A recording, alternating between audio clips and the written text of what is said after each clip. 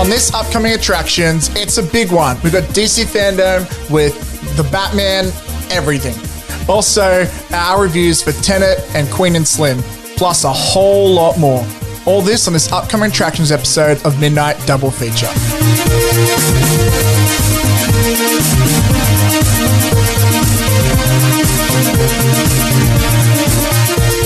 And we're back for another episode. Zoheb, you ready for another jam-packed episode? I am always ready, my friend. What's happening? How you doing? Been all right? Yeah, I'm surviving. It is crazy, busy times over here. Not just with the podcast, but with life. Yeah, you're wearing a beanie like Eminem, but it's not even that cold out, right? Is it that cold? Is it cold? A little bit over here. Yeah. But yeah, I'm also about to step into a rap battle. So nice. Yes, don't lose yourself. Yeah. Nice reference. Yes, that's right, ladies and gentlemen. We have been busy because, as you may have heard, a few weeks ago, we launched a whole bunch of stuff. The Patreon merch. I'm literally watching Zoheb drink out of a Midnight Double Feature coffee mug because that's available for sale at midnightdoublefeature.com. It's my prized possession. Yes. Zoe, why don't you, for all the new listeners, what are they missing, who don't know what's going on, what's been happening, plug it away.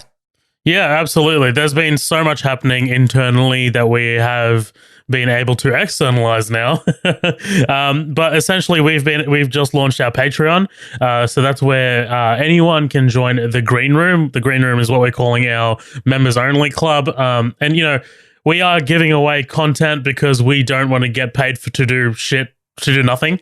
But I mean, look, if you even if you don't like our stuff and just want to support the show, it's just $5. That's it. Like, you know, it's literally a cup of coffee a month. There's some guy out there, he's like, fuck Midnight Double Feature, but I want them to continue the show, so here's $5. Right, exactly. Shout out to that guy. I don't like their content, but I like those guys, so I'm going to keep paying them. I want them to continue because I respect them. Right, exactly. But no, if you are interested, you know, we've got a few episodes out right now. We kicked it off with The Mummy, which was a huge episode. The Mummy was fantastic.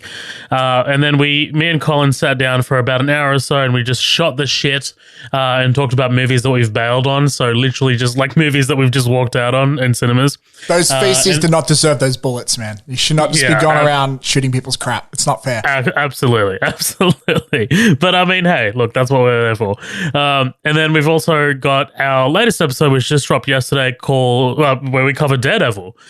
We did a feature presentation on Daredevil, not the good Netflix series, but the 2004 Ben Affleck movie. We did a commentary track on that, which was a lot of fun. So if you guys do want extra content that's not available anywhere else, that's going to be at patreon.com/Midnight Double Feature, or you can just head to our website, which is midnightdoublefeature.com. We've also just recently launched Bad Crystal, which is our Breaking Bad podcast. It's called Bad Crystal, a Breaking Bad podcast, and there Colin and I go through each and every episode of Breaking Bad sequentially. Colin's never seen it. I've seen it 3 times through, which makes it perfect for veterans and newcomers alike. So if you're interested in Breaking Bad, head to, type in anywhere you get your podcast from, Bad Crystal, a Breaking Bad podcast. And again, this is all available anywhere on our website. So, you know, if you are having issues getting to this, like any of what we're talking about right now, then head to midnightdoublefeature.com. We're also available, I mean, like, you know, if you don't want to listen to anything, join the after party. You know, like if you don't want to listen to anything and just want to get, you know, just want to stalk something, like just want to stalk a conversation, then head to Facebook, our Facebook group called The After Party. That's 3 words, The After Party, where we post memes, news, and teasers of what to come here in Midnight Double Feature. People get down in conversation. And we encourage it. We encourage a good conversation. You know, when DC Fandome happened, you know, pretty much the after party just basically blew up. Like it just it imploded. And I was driving for about 7 to 8 hours that day. Missed everything. I come home and my timeline was just obliterated. Right. Exactly. But like, I mean, look, I was just so proud of like everyone in the after party because everyone kept it completely civil. You know, like there was no, you know, because it's a DC event, right? So, you know, like sometimes you might get someone who from Marvel being like, I don't want them to succeed. But everyone kept it everyone kept it 100, honestly. Like everyone had a good conversation, and everyone was very spirited, and it was fantastic. I was really proud to see that. Other platforms where you can be notified of Midnight Double Feature stuff or news that we post. Midnight Double Feature at Midnight Double Feature is our Instagram handle, and our Twitter handle is at MDF Pod. If you have any questions about any of this at all, send us an email at midnightdoublefeature@gmail.com. All right, that's the formal stuff out of the way. Let's get into this, Matt. Yeah, and just as a small little segue / notification before we do, probably our next episode will cover something we won't have time to cover today. So DC Fandome is obviously so much stuff dropped, including a couple video game trailers, which we probably won't have time to today because I imagine Tenet's conversation will probably go for 3,000 years. So, we're gonna spend that. We're going to do a little bonus episode for the Patreon where we'll talk about the Suicide Squad game.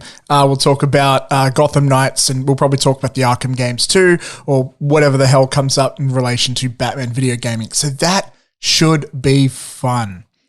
But before we get into that, let's address some huge news that just broke about a day ago. Something I'm still wrapping my head around. Chadwick Boseman is no longer with us. Turns out he had colon cancer, and he was amazing at sort of keeping it out of the public eye. But despite all that, he was working incredibly hard, doing some amazing films, and it feels like he's been working incredibly hard. I feel like he's had a new amazing film. They've all been bangers, back to back. And to just find out he was doing all this stuff while also suffering from a terminally ill disease at such a young age, I think it was in his early 40s. That is, like, honestly incredible, the amount of willpower and strength he must have had. But even besides all that, Chadwick was quickly becoming one of my more favorite actors of the last recent years. He's been honestly crushing it. He is so charismatic, and it's really unexpected. It's kind of hard to believe he's gone, man. How are you taking this, man? Yeah, this is, like you said, a tough one to kind of like wrap your head around. Colin and I were wrapping up an episode that's a Breaking Bad episode over the weekend, and we had 5 minutes left to go, and I could see him like react to something, but we didn't want to talk about it on the episode because we didn't want to date the episode, right? So Colin's like trying to like keep like internalize it. Oh, it might have been Carlos. Like, I don't know. We had a guest on. I can't remember if it was Carlos or Colin, but someone was trying to keep it inside. And basically, when the episode ended, Carlos just straight up goes, "Man, Chadwick Boseman died." And I was like, "Excuse me? Like, are you, like, out of all the names he could have thrown at me, that was one that I just was not expecting at all. Like, no one had heard that he was sick. Like, he completely internalized it. And like that is no one else's business but his, to be honest. So honestly, of course, yeah. I am so proud of him.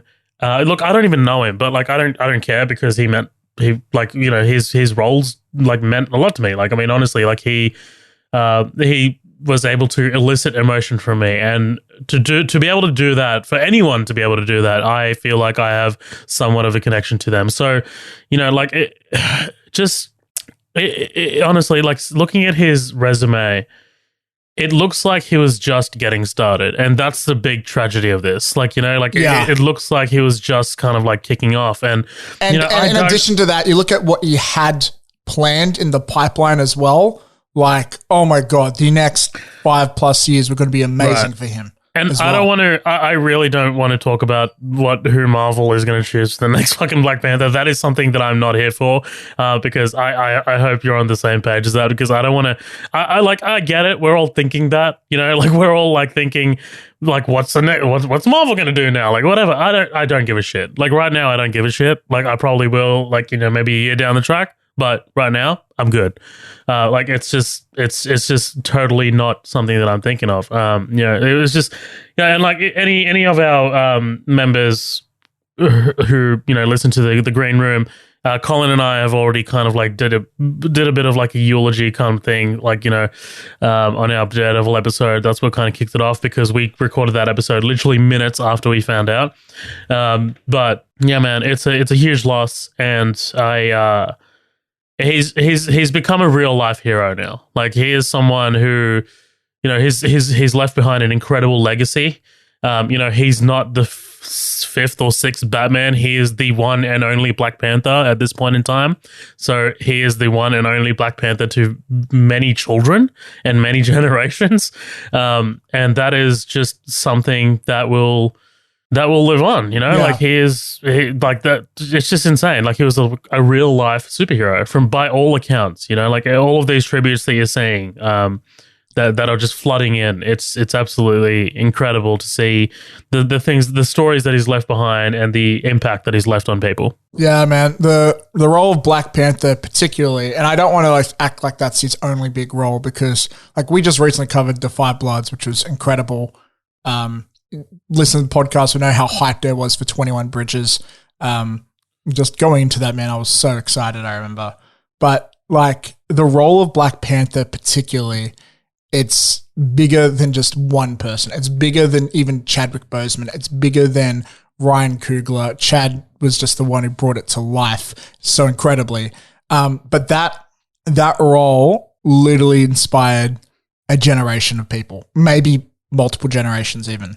That movie was incredibly culturally significant, which is kind of odd to say about a superhero movie, but it is. Like, there's a quote from Ryan Coogler that came out recently about talking about his conversation with Chadwick Boseman, and just talking about how, like, yeah, this is like our Star Wars, but it's even more important. Like, that is so true for the way that they did that. And I just can't help but think, it just goes to my mind, like, if I were, and I'm not trying to put myself in someone else's shoes in any form of disrespect. I mean it from a place of love, but I imagine if I was a young Black kid, especially in America right now, this year would be so heartbreaking, because, like, besides COVID that everyone's dealing with, you got the whole Black Lives Matter protests going on right now, and you've probably got two main heroes, right? Black Panther and Kobe, and they both passed away this year. That sucks, man. For anyone's hero to go, celebrity or otherwise, or is incredibly painful. But yeah, just my heart goes out to anyone right now who's taken this hard. Personally, I also I think it's worth saying, I usually don't get really affected by celebrity deaths. I see celebrities as like, it's hard to think of them as real people sometimes, even though they are, just because it just feels like that screen is a barrier between you. And I've said this before, there's only two major celebrity deaths that have ever really strongly impacted me. Stan Lee and Chester Bennington, because they, like, from a little kid, I feel like they raised me. But funnily enough, Chadwick Boseman, like, that hit me way harder than I expected, dude. Well, I'll like, tell you why. Because, I love that guy, like, man. it's because they had an emotional impact on you. Like, that's honestly just what it is. Like, it's the same reason we care about characters in films. Like, you know, it's because they, like, what they do, what they stand for, how well they pull it off, you know, connects with you. And, yeah, man. you know, like, people say all the time, like, you know, like, whenever someone famous passes away and then someone posts something, there's some criticism, like, you know, oh, you only like this person because of this. Well, I mean, I honestly look at those posts and I'm just like, well, yeah, I mean, like, that person is posting about their passed away hero because they had a personal connection to them, and, like, that's the emotional element of it. And that's the point of art. Like, music, movies, whatever it is, art is meant to, like, inspire, it's meant to connect, it's meant to elicit emotion. And that's how you know it's good art, when it does that. And that's why, like, you know, the arts are so important. Important to culture, important to personal development, the human race even. And I think this is a great example of why these stories, whether it be superhero or otherwise, are important to not just people, but, like, the world. And yeah, I don't know if there's much more to say other than thank you, Chadwick Boseman, for your incredible work. And it's just sad to see you go, man. Rest in power, sir. Yeah. We should also not overlook, there was another celebrity death that I think is worth mentioning. Someone I wasn't aware of, but definitely aware of his work. Joe Ruby was the co-creator of Scooby-Doo, who passed away. So also that rest sucks. in power. Yeah, that sucks. And it just, whenever I hear stories like this, it actually it gets me thinking how many great franchises, projects and stuff out there that are made by people we don't even know. Like, I don't know, like this guy's name was definitely not a household name, but Scooby-Doo still is and forever will be for another 100 years. Well, think about Bill Finger, right? Like, there was a huge fight for Bill Finger's name to be recognized alongside Bob Kane as the creator of Batman. It's a great example, yeah. I think you, 100% hit the nail on the head. Like, Scooby-Doo, you know, like, I might not watch it on a daily basis. I watched it as a kid. I liked the 2 movies when I was a kid. But not only that, just like the things that it inspires too. Like, it inspires kids, inspires, you know, even just like other spin-off franchises like that aren't even like related, like little references. I remember there's an amazing reference to Scooby-Doo and the Mystery Machine in Jay and Silent Bob Strike Back, which is amazing. But yeah, man, like it's just, Scooby-Doo is a staple of pop culture, and that is not something that is achieved by everyone, you know? 100%, man. 100%. How about we cheer up ourselves by moving on to some Please. I need to get myself out of this nosedive. Okay, so the biggest news let's just kick it off with DC Fandome. Is it Fandom or Fandome? I'm not sure. Fandome, right? They put it under a dome. They kept it in there, and wow. I remember going into this, some people were saying, like, why are they DC doing their own thing when they could have just gone to Comic-Con at home? This is why. This is why. They had so much to announce. They had so much to announce that 2 days beforehand, they actually split it up into two shows. Like, it wasn't supposed to be 2 shows initially. There's going to be another DC Fandome in September. So yeah, that's kind of wild. So does that mean we got more news coming?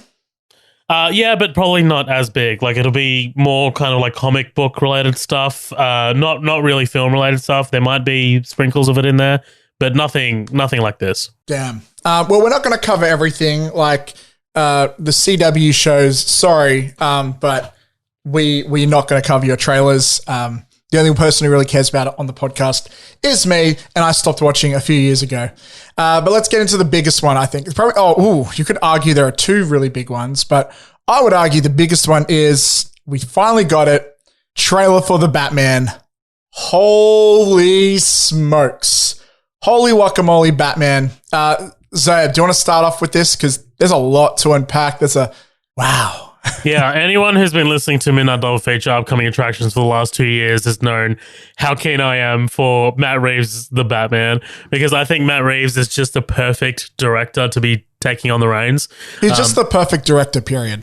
Sorry. Yeah, I mean, no, I think you kind of like, you know, he's definitely a director to watch because, you know, after his 2 Apes movies, which I love, dude. Like, those 2 Apes movies make that one of the best trilogies I've ever seen. Like, that is such an insanely well-made trilogy, and a trilogy that really gets left out of the conversation when people talk best trilogies of all time. It's very underrated. It's criminally underrated because it's that fucking good. Dawn of the Planet of the Apes is just an absolute masterpiece. That's the middle one. But not even that. Let Me In, which is a remake of Let the Right One In.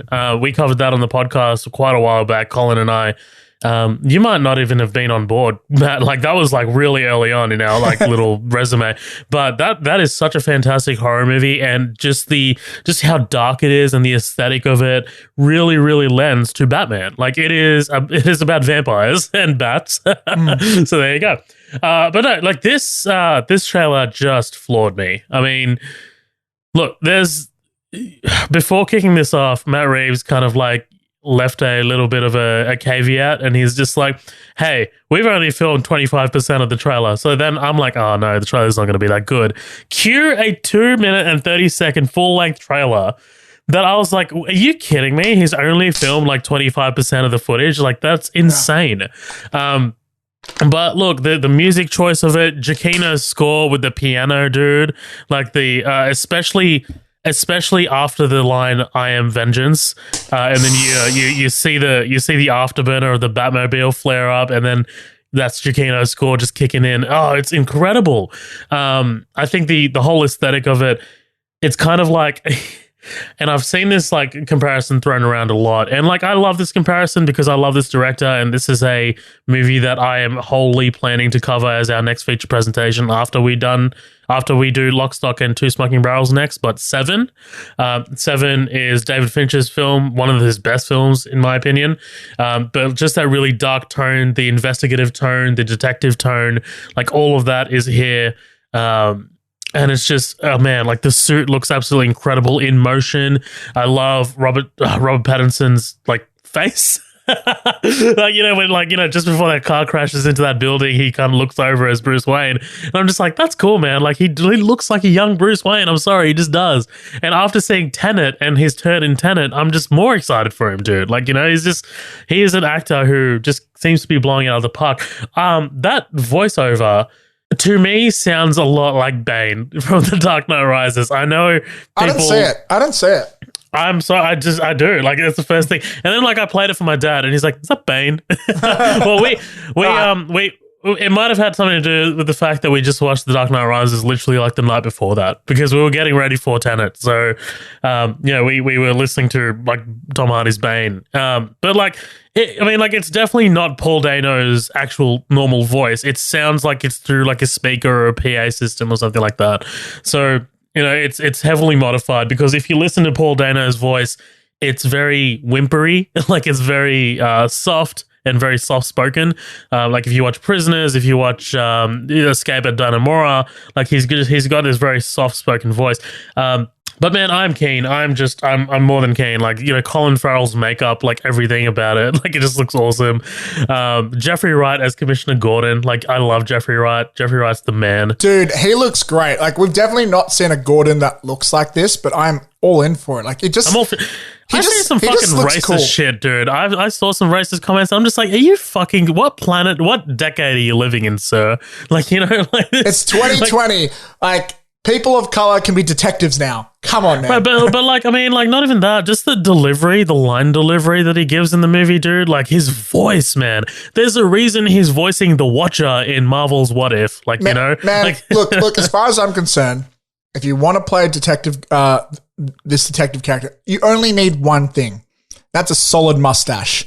And this guy, he knocks it out of the park. 10 out of 10 mustache. I'm on board. He totally does. And we get a little hint of Andy Serkis's Alfred. You do hear a little bit of a voiceover from him, which sounds awesome, because Andy Serkis has a beast of a voice, dude. I forgot he's in this. I honestly forgot he's in this. Fuck. This has got an incredible cast. This hasn't even unveiled. Look, we saw a very brief flash of Selena Kyle, which is Zoe Kravitz. But man, like the whole aesthetic of this looks incredible. I am more than stoked for this movie. Even like my favorite shot in the entire trailer is the final shot, where he's got the helmet off. He looks at the camera, towards the camera, and he's got the eye makeup on. It looks incredible. It looks like an anime. He looks like an anime, but I love it, dude. A lot of people have compared it to like an emo clip, like it looks like a My Chemical Romance performance. And it's Batman. Batman created I'm emo. on board. And what made me like laugh so much was in the comments of the after party, Carlos was like, "Fuck, he's coming up a lot this episode." He was like, "Oh, I could see us being cut to like My Chemical Romance." So I Googled it, and there was already not one, but two trailer edits to My Chemical Romance is the Black Parade, which as an emo kid... When I was a young boy, my father and then people have also like the city. People have also edited like his face next to like their singers, and they like look from like one of the video clips and they look identical almost. And as a former emo kid, I'm very happy about this. He's Batman. Like, like he invented emo, right? So, but look, like closing this off, I think the combat looks incredible. Like the hand-to-hand stuff looks great. I wasn't really the biggest fan of the hand-to-hand stuff in the Nolan films. I loved it in Batman vs Superman. So I'm glad we're getting more of that. I'm glad we're getting more of a brutal Batman, because after he knocks that guy out and then we get those 2 solid punches extra, I'm just like, fuck, damn, goddamn. Yeah. By the way, wait, before you do, I hate the line, I am vengeance. I just do. I don't love it. I Why? just don't. I don't know. I don't want I'm Batman. Like, I know I definitely don't want that, because I thought that's what was coming, because he says, who are you? And then I was like, God, please don't say I'm Batman. Please don't say I'm Batman. And he says I'm vengeance, and I'm just like, I don't know. Maybe it'll work in the movie with the context of the story, but just it's not the delivery, it's just the line itself. Like, I'm vengeance. In the movie's defense, like, it tracks with Batman. Like, Batman has said that before. Like, you could have easily swapped that line out with I am the Knight or I'm Batman. I thought it was fine, but like, I'm not gonna pick and fight over that. It's just it's not a big deal to me. But I get it. I get where you're coming from. If anything, I'm more iffy. Well, I'm not iffy. I'm just more confused about the shot before that with these guys who are dressed like the clown makeup, which looks very Juggalo inspired, which I think could be an interesting take. Like, if you go into the Joker territory. Tell you what, I don't want the Joker. I do not. I do not want the Joker in this. I am, like, honestly, my favorite thing. Spoiler alert for the bonus ep, but the thing I'm looking most forward to, hopefully, fingers crossed, about Gotham Knights is no Joker. I'm sick to death of the Joker.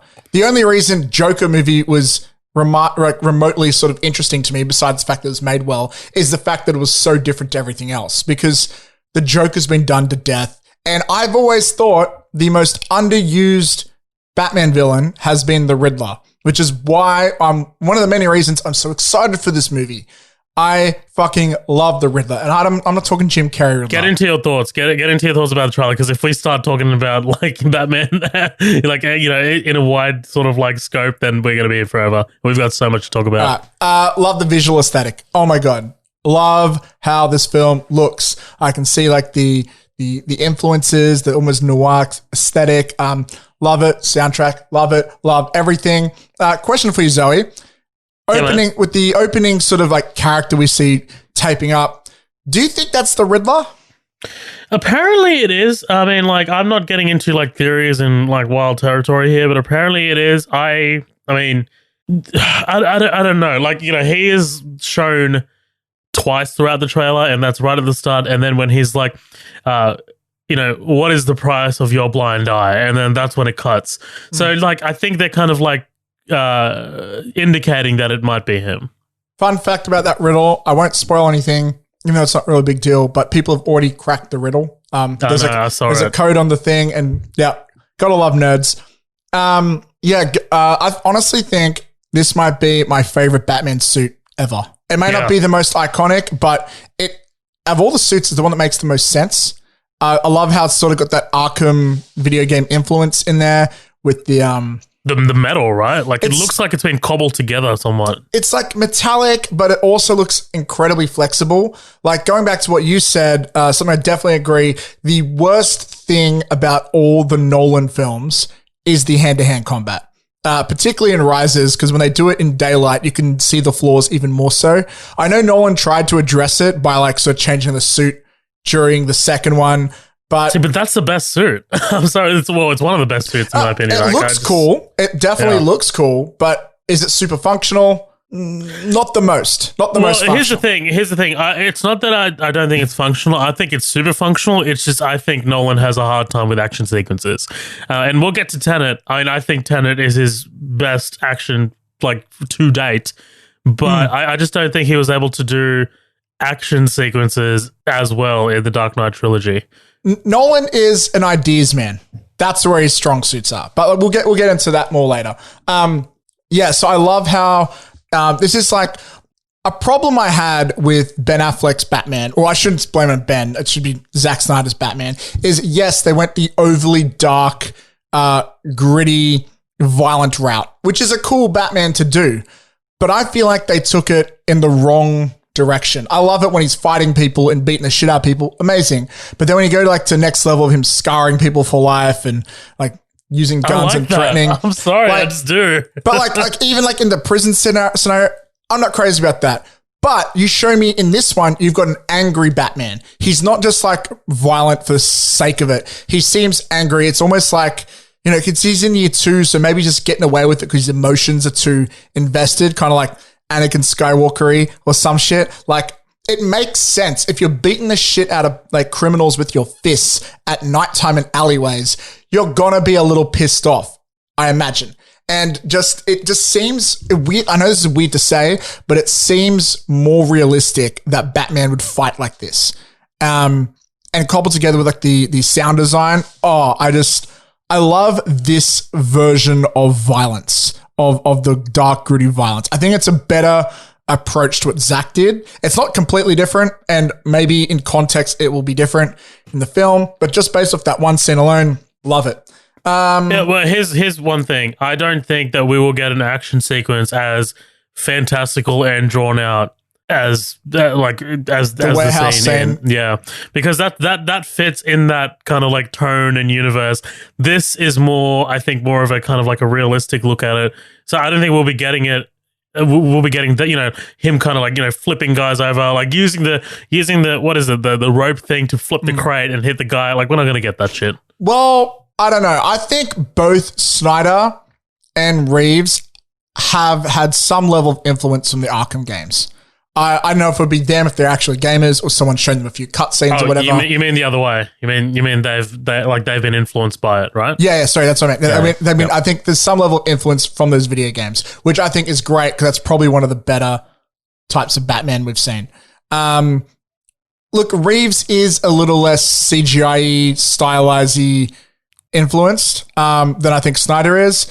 But it's also lower budget. You got to keep that in mind. Okay, yeah, that makes sense. But I think there is a chance we could get some cool shit though, because this is definitely more stylized in its like tone and vibe than something like Nolan or something even like Planet of the Apes. Maybe not by a lot with Planet of the Apes, but a bit, I think.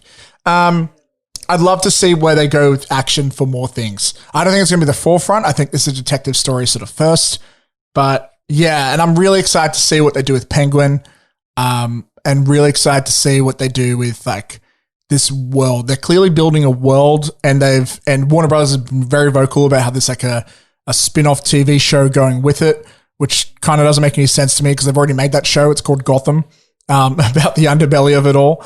But we'll see. I mean, just the fact that Matt Reeves is involved with that show, and Terrence Winter, who wrote The Sopranos, Boardwalk Empire, The Wolf of Wall Street, like he's going to be involved with that show as well. So I mean, like there's actual talent behind this. Yeah, so. I'm not getting my hopes up though, because one thing I've learned over the last 5 years or so is when you connect a TV show to an ongoing film, you're probably not going to get a lot of the stars, and that creates a lot of problems for the writers to write around. Like anyone who saw the last 2 seasons of Agents of S.H.I.E.L.D. will tell you, like, with no cooperation between the movies of Marvel and the TV shows, they clearly had a tough time.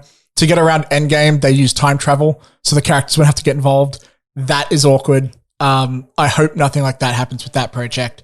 But it's Batman, so I'm going to fucking watch it. Yeah, anyways, love this film already. It's going to be I have a feeling this could potentially be one of my favorite Batman ever. I'm that much hyped.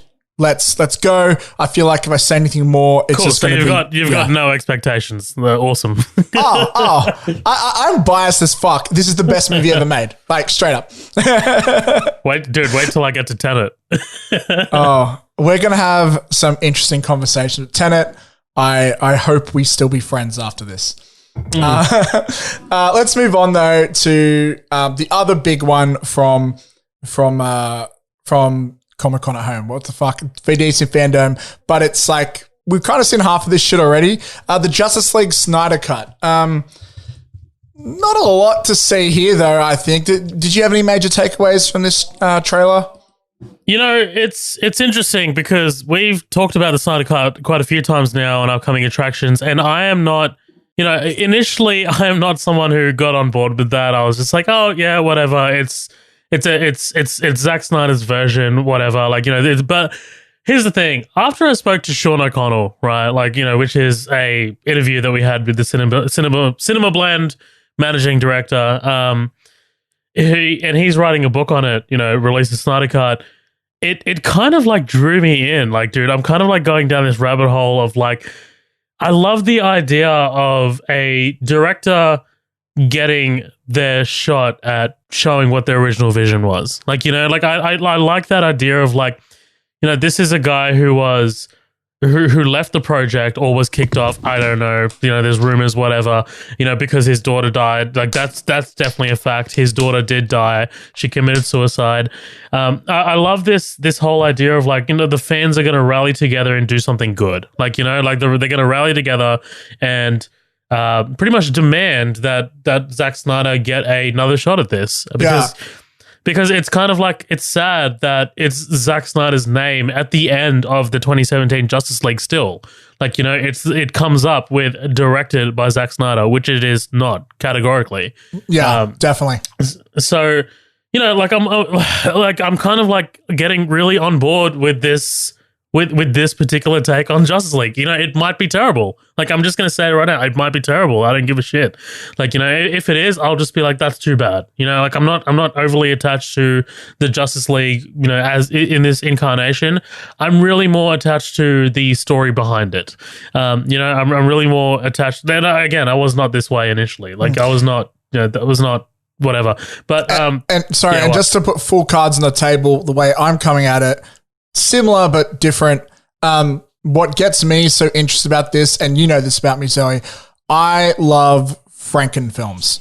I love to see a film that's been fucked up by a studio or director, or maybe sometimes a death. Like right now, I've been rewatching Rise of Skywalker and just analyzing every scene layers in and just trying to figure out what the director did. Because like as an independent filmmaker myself, I love seeing these films and just try and get in the minds of the producers and the directors and be like, right, how did they work with what they had? Like if you only got a certain amount of Lego pieces, what can you do with them?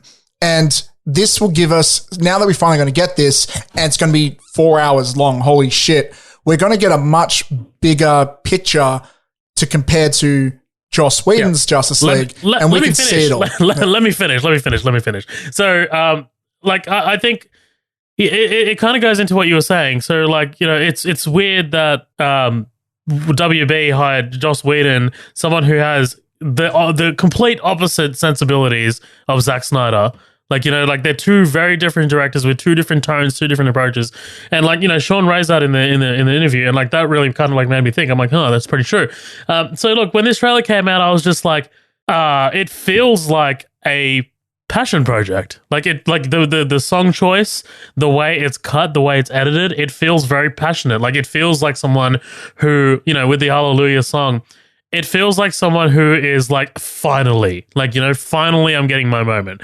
And it definitely feels like that. Like I feel, although, 80% of the trailer doesn't have talking in it, I feel like there's a lot of emotion in this. Only from the song and the way it's cut together, the visuals that match up. And apparently the lyrics of the song really match up to the visuals as well. I haven't really looked at it that closely. But just the way, it coalesces into... it coalesces into the shot of the Justice League that we didn't get in the original movie, which is absolutely beautiful. Like, it's just such a fantastic shot because Superman's included. We got, I think, like 50% of it. It didn't have that, what the fuck was it? Like some sort of giant airplane hangar or some shit. Like, yeah. I know. And I think Superman was in the original, just he was wearing a completely different suit. Not that shot. So not with the sun behind it. We never got any of that. We didn't get that at all. We just got the front on, you're saying. Yeah. Right, we got like a front on, them kind of like looking down. But like it's not that shot. Like it's strange. It was a strange decision to cut it. But like and my other favorite moment in the entire trailer is, I mean, like, I'm not going, like, obviously the Batman line, right? Like, Not Us United is fucking outstanding. I love it. My favorite shot in the entire trailer is goddamn Cybertron, Cyborg's dad disintegrating. Cyborg's dad disintegrating just looks like, just the way the music kind of like crescendos at that same exact moment. It's beautiful. again, this feels like a director who is like, finally, I get to have my say. Finally, I get to have my shot at this. And look, if he fucks it up, he fucks it up. That's fine, whatever. But just the fact that he actually got to have a second bite of the apple, I think it's awesome. You know, it's a good thing. Yeah. So, just going into what you were saying before, just one thing I've always felt, I feel like it's a little bit unfair to call it Joss Whedon's Justice League, because I feel like the reason they picked such a different director is I feel like it's more like Warner Brothers Justice League, because around the same time they did the same thing to Suicide Squad, you know? And it basically, I think that wasn't cut by Aya, that was cut by the fucking Trailer House Company, I believe. And I feel like they were just like, no, give us copy and paste of Avengers. That's why they hired the Avengers director. And they said, look, we want it to be like this. And that's how we got that, I think. But looking at this trailer, this might be a controversial thing to say. Not crazy about the song choice. Okay, no, correction. Not crazy about this iteration of the song choice, because I get it. Like, it's Hallelujah. It's for the fans. We finally got what you wanted. That's great. I just don't like this singer. Like, I don't know if this is the original. I know there's a million different versions of it. So he sounds just so monotone when he sings, though. So it's Leonard Cohen, and it is a cover of the original song. But the importance of this is because it was used in Watchmen. So Zack Snyder used it in Watchmen. Yeah, I know and that. Also, I think it's because the song meant a lot to his daughter. That's what he said in an interview. So like, this version of the song. Yeah, that particular version, the Leonard Cohen's version. So, like, I think there's definitely a lot of it was definitely a personal choice. Like, there are other reasons to it. Okay, I get that. I mean, that I can respect. Like, not my favorite singer version of this song, but I can respect that choice. The other cool thing to take away from this, I think, is it is very different, and I think Snyder chose, or whoever cut the trailer, the right shots to prove to the audience things are different. There were so many characters cut from the original version that are appearing here, including Darkseid. So it's good to know that we're going to see something that is different. This isn't just like an alternate cut that has like 3 extra scenes, you know, which in the past we've had director cuts like that. This will be hopefully an entirely new experience. Do I think this movie will be, or series, whatever the fuck it's going to be good? No. I think Warner Brothers probably saw a similar issue they had with Suicide Squad, where, this guy's shooting 10 million hours of footage and it's meant to be a summer blockbuster film.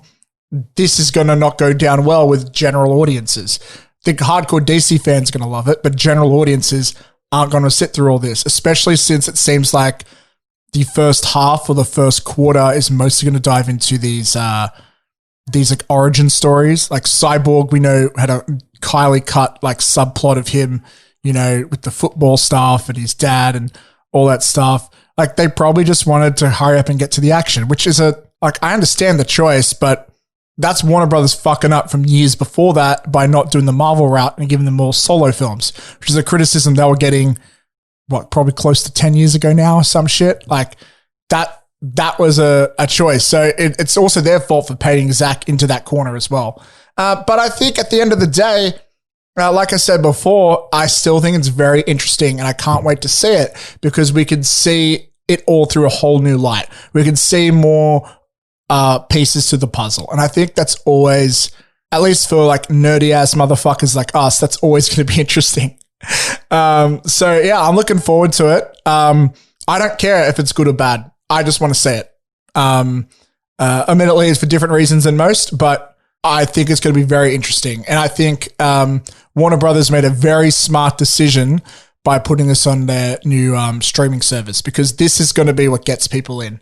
Much like how, I know, House of Cards or Orange is the New Black helped get a lot of people to Netflix.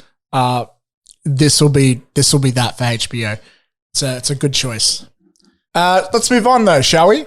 We also got. Oh, sorry. Do you have anything else to add to that? No, that's it. I'm keen for it. I again don't really give a shit if it's good or bad.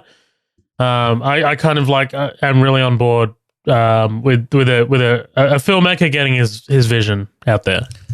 Let's talk about the new Wonder Woman trailer, was this this is trailer 2, but it feels like it's been a lifetime since trailer 1, right?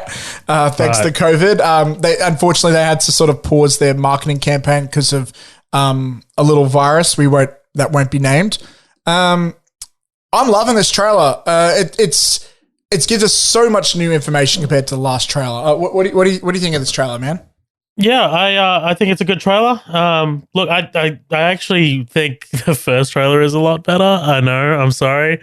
Only because of the song choice and the way that song actually pivots into a full-on score. Like it's Blue Monday. Fun. Yeah. There's a Blue Monday that they use, but they don't use it the entire way. It eventually transitions into a full-on orchestral score. And it's beautiful. I think this trailer is fantastic. This trailer uses more of Hans Zimmer's score that's going to be used in the actual movie, which I think is great. I think the big talking point here is cheetah. I mean, that's probably what we're both thinking, to be honest. I'm fine with it. I don't have strong opinions one way or the other. I think it's just going to be a fun movie. I don't see it holding a candle to the first one. None of this, I'm not getting the same vibes that I am from the first one. I don't think there'll be a No Man's Land kind of sequence, but I'm still on board, dude. I'm going to have fun. I know I will. And, just the fact that they are bringing back Chris Pine, their chemistry in the first one together was the best part of the first one. Yeah. And it was just brilliant. And I think, just to be able to see more of that, no matter how contrived the actual reasoning for him being back is, I know I'm still going to enjoy seeing both of them on screen. Yeah, man. I think you sort of hit the nail on the head with, look, it's I know it is, but the excitement from 1 to 2 has changed. As much as I do love that we're seeing a lot more of Wonder Woman in a more traditional outfit, with the red and blue, as opposed to the brown. I think the setting is going to make it a fun movie. It's going to make it a very different movie. I think, like I said with the last trailer, I think it's cool that they sort of switched the role reversal about the fish out of water with Wonder Woman and Chris Pine's character.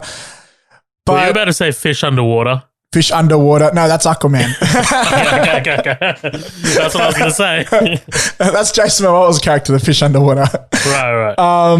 Look, I had a fear with the first trailer, and I think it's kind of confirmed it with me now. I love Kristen Wiig, but I don't think I'm going to love this character. Now, to be honest, I am a little biased. I always thought the character of Cheetah was kind of dumb. I don't think it's a very interesting character. And the way that they're treating it, it's I don't know, she's like a kind of like an obsessed stalker sort of thing. I'm getting vibes of, and I hope it's not like this in the movie. Please tell me I'm wrong, but I'm getting slight vibes of Jamie Foxx in Amazing Spider-Man 2. I think this could lead to some cringy moments, and I'm hoping it's not like that. It's funny because we're talking, I mean, I'm just talking Kristen Wiig here, and whether she's going to sell me as Cheetah. The very brief moments of Kristen Wiig that you see, and I'm not talking Cheetah when she's all transformed out. I'm talking when she's actually physically Kristen Wiig. She sells it for me. There's a shot of her on the plane with goddamn the Mandalorian, and just that one shot of her, dude, looking, really. I don't know, ragged and tired and obsessed, and that is the shot that sells it for me. And I'm just yes, give it to me. Look, I hope it's great because I generally do love her performances. It's just something's not connecting with me with this. But again, it's just a trailer. I'm gonna give it the benefit of the doubt. I do think this is gonna have some cool set pieces.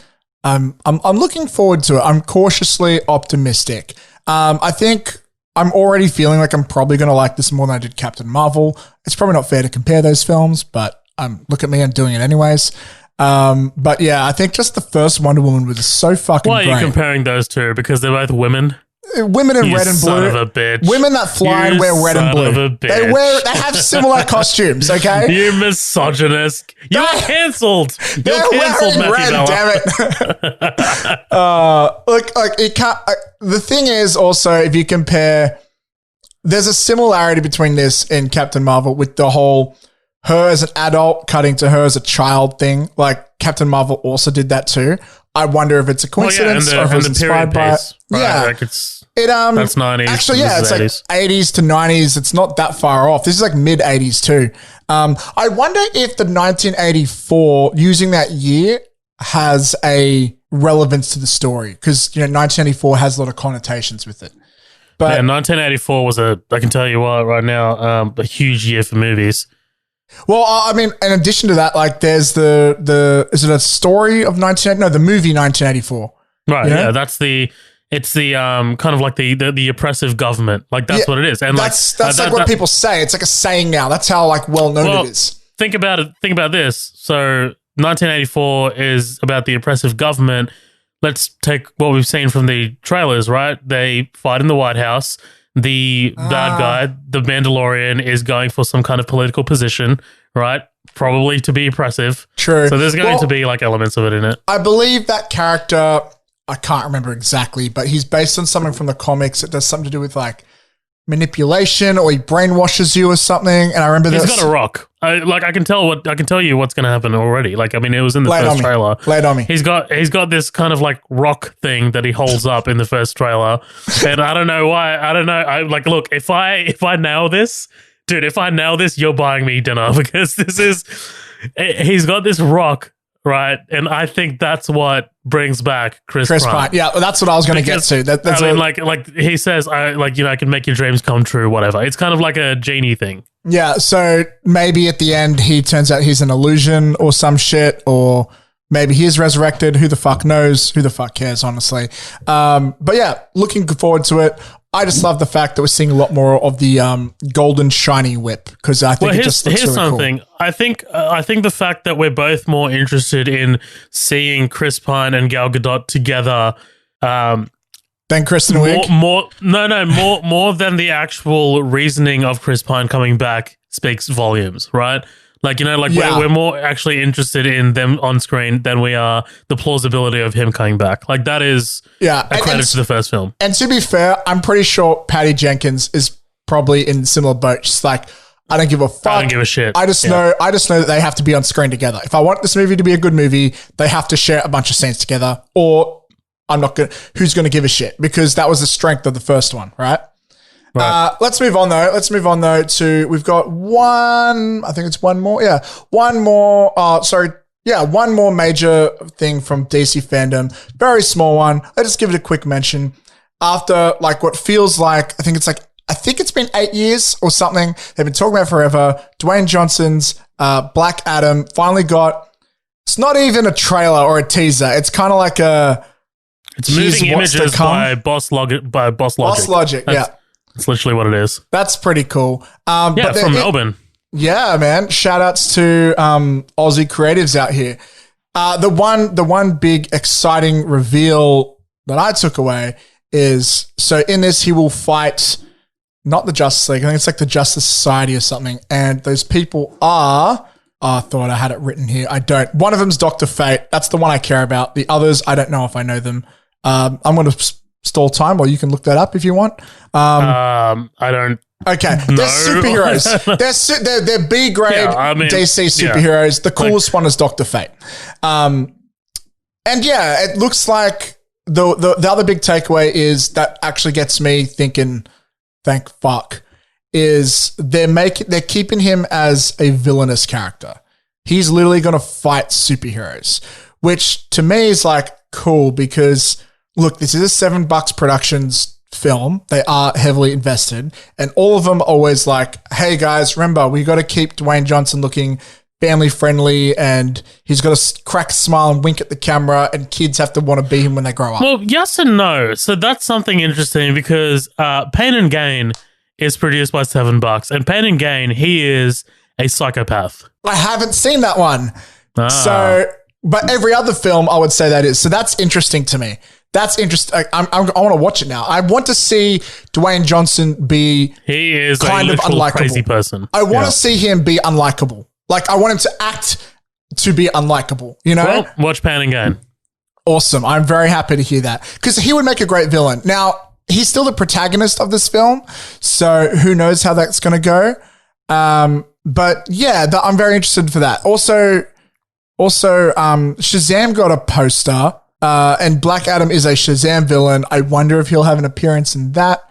I don't know. There's also a rumor going around that I think is worth mentioning that DC talks are, if Snyder Cut goes well, they will put forth a Man of Steel 2 and a possible Justice League 2. And one of the big champions of that is Dwayne Johnson, because he really wants to do a fight scene with Superman. Like he wants, right now. If he can't be Superman, he wants to punch Superman in the face, which is such a Dwayne Johnson thing to do, right?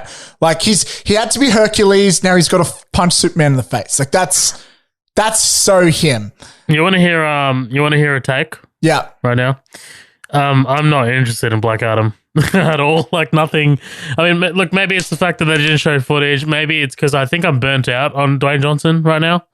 Like, I'm just like he's just kind of everywhere. I understand. Like, I get it. He's the most likable person on the planet. Great, cool. But it feels fake. It's like you're constantly being shoved down your throat. Look how likable this guy is. I know about you, but to me, it just feels like it's been overdone. It feels fake. Like it is overdone. Like overdone and fake aren't mutually exclusive. I think he's being legitimate, but it's also like I like he strikes me as someone who's just like, get me a superhero. Like, like get me someone.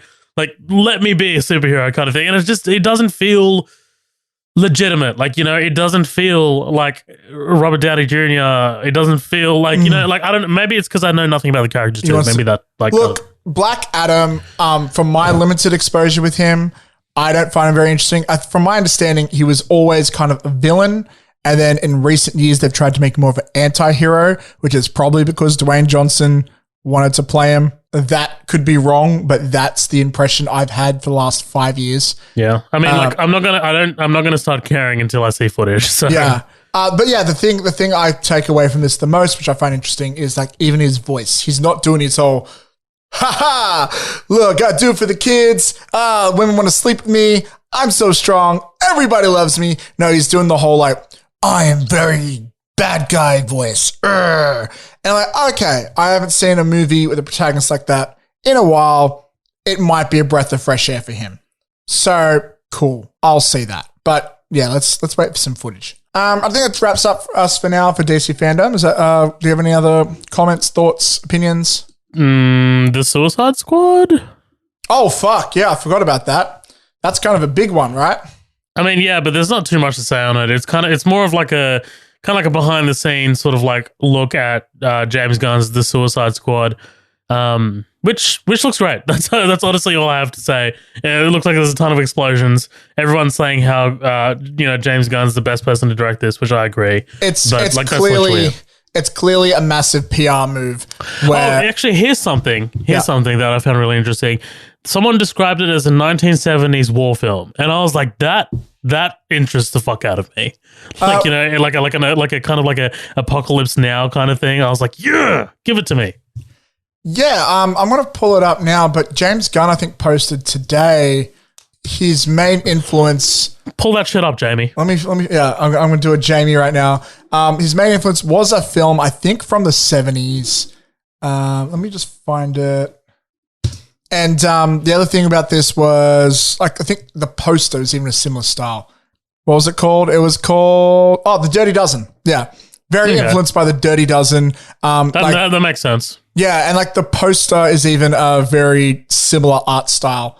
So that's pretty interesting, I think. And it's like, what I find to be particularly interesting is we all know why James Gunn got this gig. It's because when they made the last one, they were like, hey, David Ayer, make this more like Guardians of the Galaxy. So second he became free after the problems with Guardians of the Galaxy 3 and all that other shit, they snapped him up as quickly as they could, which is a smart move like to do. But it's very interesting that it looks like they gave him pretty much free reign and that he straight away tried to do something that wasn't expected, which is make it like more 70s inspired.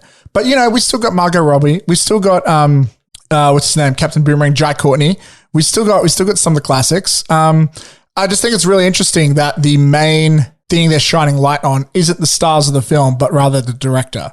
I guess like he might be a bigger draw than the stars that are in it, maybe. But yeah, I think that's very interesting. I also think the one shot we see of King Shark was kind of interesting because compared, like in the Flash TV show, is completely CGI. He looked actually pretty good. And this looks like a guy in a rubber suit. I could be wrong. Either way, I love how weird it is. Like, it is very James Gunn. They are going really weird. They pick some very weird characters like fucking Polka Dot Man and all that shit. I get the vibe also from this stuff that John Cena's going to have a major part. Like, obviously, most of these characters aren't going to be around for long, but John Cena had some of the most talking of all the actors.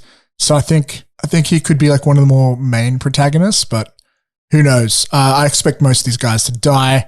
I'm excited to see Pete Davidson. I imagine he'll only be in like 3 scenes though, but we'll see. I'm taking random stabs in the dark. I'm excited. Any other thoughts from you, man? No, that's it. I mean, there's not much to say. We haven't seen footage, so. Yeah, it looks like there's explosions. That's kind of all we know. Let's step away from DC. We got 2 more things to talk about before we get into reviews. Let's start with something that kind of, I don't know about you, but took me by surprise. Enola Holmes, not Eleanor, not Eleonora, not Nora. You had a hard time with this, didn't you? Yeah, I really did. Enola Holmes. I just remembered one other comment about Justice League. Weird that they only released it in a square format. Like even on YouTube, it's a square. It's not widescreen. Yes, so it's 4:3, which interests the fuck out of me because I don't know why they're doing it like that. Like, they've got the budget. They can just do another export. Well, it takes 5 minutes. It's not that they had the budget. It's that I think it's been in post-production squashed down or cut down because we've seen this widescreen version already. Like, we know that it's been shot in widescreen. So it's strange to me. But I mean, like, whether it releases like that, whether they keep it, I don't know. But. It won't. The thing is like a lot of like media houses and I know it's a weird tangent, but it's interesting to me. Like a lot of like these like advertising agencies and shit, what they'll do is they'll cut things differently they'll export things out different like dimensions and shit for like different platforms. And so like the square format is really good on Instagram and it also is really good for Facebook. Actually, there's a lot of like people believe that square format's actually better on Facebook than widescreen. People just tend to click on it more. But not for YouTube. Like why the fuck did they do that for YouTube? That makes no sense. So Zack Snyder's Snyder Cut changes will include everything from sky color to aspect ratio. Revealed that Zack Snyder will utilize a 16:1 aspect ratio, which is commonly known as European widescreen. The direct says 16:1 aspect ratio will give the trailer look for the scenes of the film as it shows more. Yeah, so here it is. So it shows more of the top and bottom of the screen and not the sides. Yeah, like, but that's not it though. That's not a square. I'm pretty sure what the trailer is not the aspect ratio they're talking about. I'm pretty sure. Because the trailer is 1080 by 1080. I'm pretty sure. That's resolution. The resolution is different than aspect ratio. Yeah, but the trailer, like even on YouTube, it's like in the square format. It's not like widescreen or anything. Yeah, so no, that's what it is. So 16:1 is the square aspect ratio, right? It's otherwise known as 4:3. 1080 by 1080 is completely different. That's resolution. That's something else. The widescreen one you're talking about is 185:1. That's the normal widescrreen one. So the Zack Snyder cut will be 16:1, and it'll be kind of like more of a square. So it'll be taller. You're right. That isn't 1080. Sorry, it is not 1080. It's a 1080 by 1080. I wasn't talking about resolution. I was talking about like the dimension. But yeah, you. Oh right. There is. I remember seeing something online. I just double checked it. There are comparisons between the two. It's just weird because it does show you more the top and bottom, but it doesn't show you the sides. It feels like it's just a move to be different for the sake of it, honestly. I just don't understand how this is going to work on my fucking laptop, because when I look at it on YouTube, it doesn't fill my screen properly. But whatever. That's for the fucking technical nerds to argue about. Let's talk about Enola, what's her name? Enola Holmes. Fuck man. Can I just call a girl Sherlock? Can I call a girl Sherlock? Like, well, hey, that's reductive. We've already destroyed you and cancelled you on this episode of the podcast. So, fuck. Okay, so I'll kick this off, man. The tone really caught me by surprise. fourth wall breaking, very, I wouldn't even call it young adult. It's just very comedic almost. Like, I wouldn't call it Wolf of Wall Street either, but it's very comedic. It's very lighthearted. It's very not what I think of when I think of Sherlock, which is an interesting approach considering we just had a terrible comedic take on Sherlock, thanks to Will Ferrell's worst film to date. I love the fact that Sherlock in this is played by Henry Cavill. He's such a beautiful man, isn't he? And he's chiseled from the stone of gods himself. Yes, and I love that he has some aspect in it just because I just loved him as an actor. But I think the biggest takeaway from me is Millie Bobby Brown's performance. I've seen her in a few films now, a few projects now, never like this, and I'm all in on it. This is honestly, Stranger Things fans may crucify me for this, but this is the most charismatic I've seen her perform, I think. Like, no. Not her best. No, I wouldn't say her best performance. What would you say is better? Literally episode 1 of Stranger Things. Like, see, my thing is in those, she's very quiet and she's soft-spoken, right? I'm not saying it's bad acting. I'm not saying that. It's what she's able to do without talking. Okay, that I think really highlights it. But I think she's really showing her lead potential here. I agree with that. I can see her, like, I've never seen her with a range like this before. I think that might be a better way to say it. And I'm actually kind of surprised because, like, after seeing her in stuff like Godzilla, where, it's not the same as Stranger Things, but it's like within that ballpark, this is so far from that. And it's performances like this that, I'm not saying this movie is going to be amazing. It's a young adult film. I don't even know if I'll see it, but it's performances like this where I see an actor and go, oh, okay, you've got legs. You could be a big star for the next 20 years. Continue to be, especially like these like big, like blockbuster, crowd pleasing films. So I find that really interesting. I thought the same thing about Timothy Chalamet from, what was that movie called? Call Me By Your Name. That's the one. Thank you. And then, seeing him dressed up in that Dune poster is pretty... He's about to kill it. He's about to kill it in Dune. I can't wait. Yeah. The trailer's out. Like, the trailer will be out literally like next week or some shit. Oh, are you excited?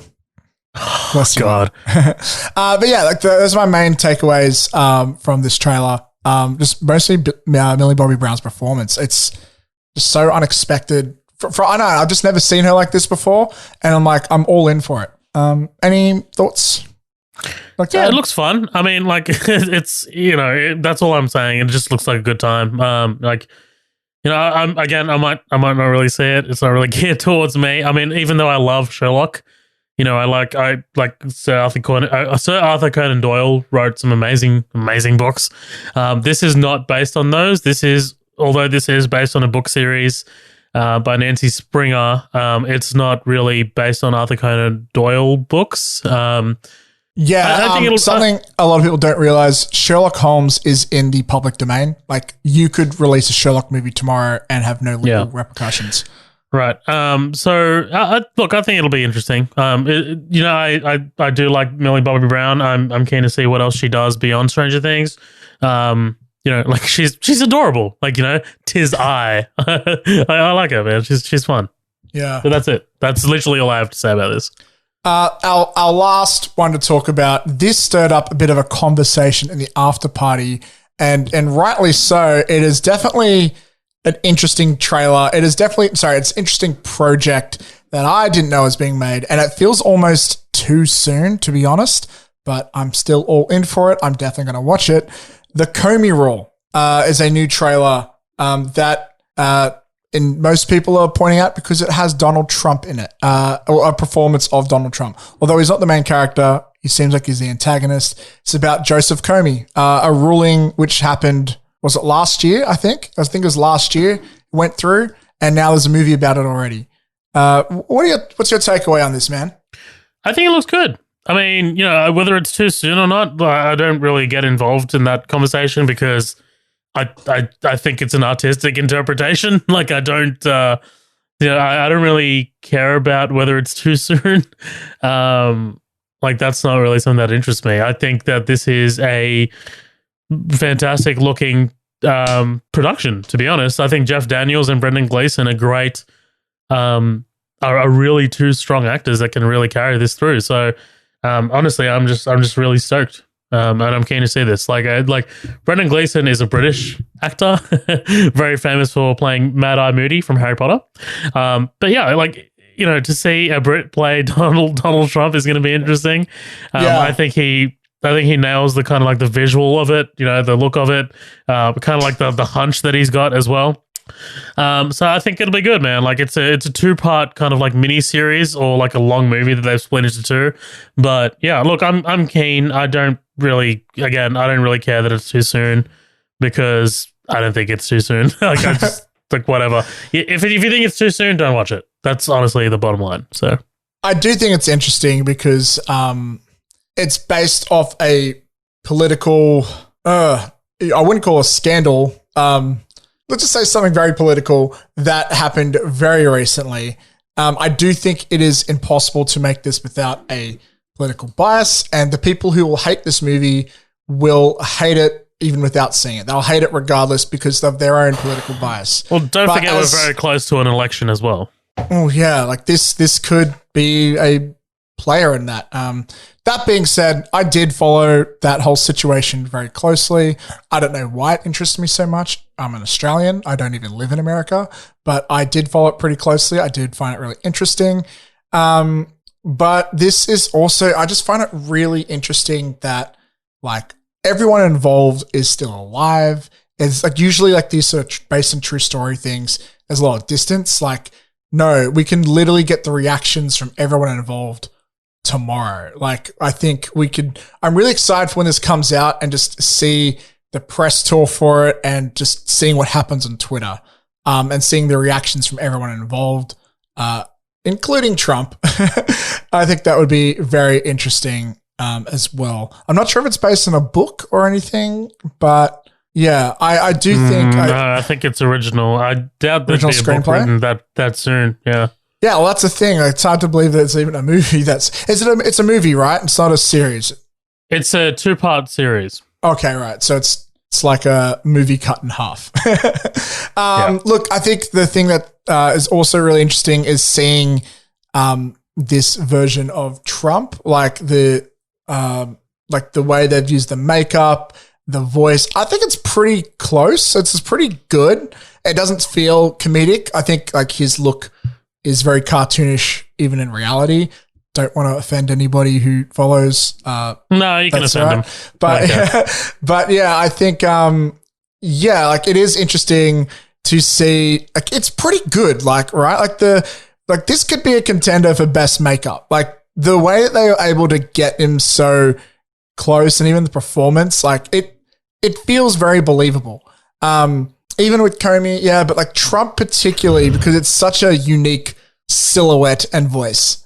That really interests me. I'm trying to find on the after party right now. There are some interesting comments I was hoping to read, but I'm having trouble finding it. Well, anyways, fuck it. Shouts to everyone who commented.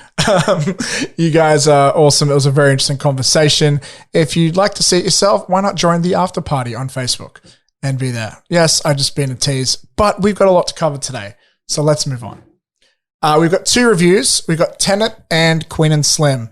Queen and Slim, I literally watched seconds. I finished watching seconds before this podcast began. So that's fresh in my mind. And Tenet, I've seen multiple times in the theater. I'm sure you have too, knowing you, Zoe. And oh boy, it's a lot to unpack. I feel like I still need to watch it another few times to just fully. What do you want to talk about first? I'm trying to think. I think Tenet might be the longer conversation. So do you want to start with Queen and Slim? Yeah, let's go. Let's go at Queen and Slim. Can I ask you something? What took you so long to respond to me? I sent you a very well-crafted message 3 weeks ago. And today, out of the blue, you hit me up asking if you want to grab dinner. What changed? I didn't feel like being alone. Not tonight. So you turned to Tinder. So what happens tonight? Did you think we were gonna have sex? Nah, look at you. No, I thought we were gonna hang out, maybe get to know each other. Failed to execute a turn signal back there. Go ahead and ask you to step out of the vehicle for me. Could you please hurry up? What did you say? It's just cold. Get on the ground! Keep your hands where I can see Why is he under arrest? What is your badge number? Chill, just chill! I'm reaching for my cell phone! Yeah, I I think I kind of made you watch this, right? Like, I was like, well, I'm glad hey. you did because it was on my to watch list for a long, long time. So I'm glad you gave me a reason to. Mine too, and I actually paid money to rent it. So, Same. Yeah. It was like $7 or something though. I was surprised. It's a new release. Yeah, Yeah, it's a new I thought release. it'd be less. So I love this, man. I think this movie is outstanding. Like, you know, it's a first time director as well. You got to think about that. The first 10 to 15 minutes of this movie might be one of the best opening pre-credits sequences I've ever seen in any movie ever. Just the way it's able to introduce you to these two characters and make you like them in such a very short amount of time. Like, they just feel so genuine, the way these two go back and forth between each other. Like, they're on this first date, it's a Tinder date, and they're just kind of like really getting to know each other. Just the little movements from Slim, like as he's eating the food, and just the way Queen looks at him.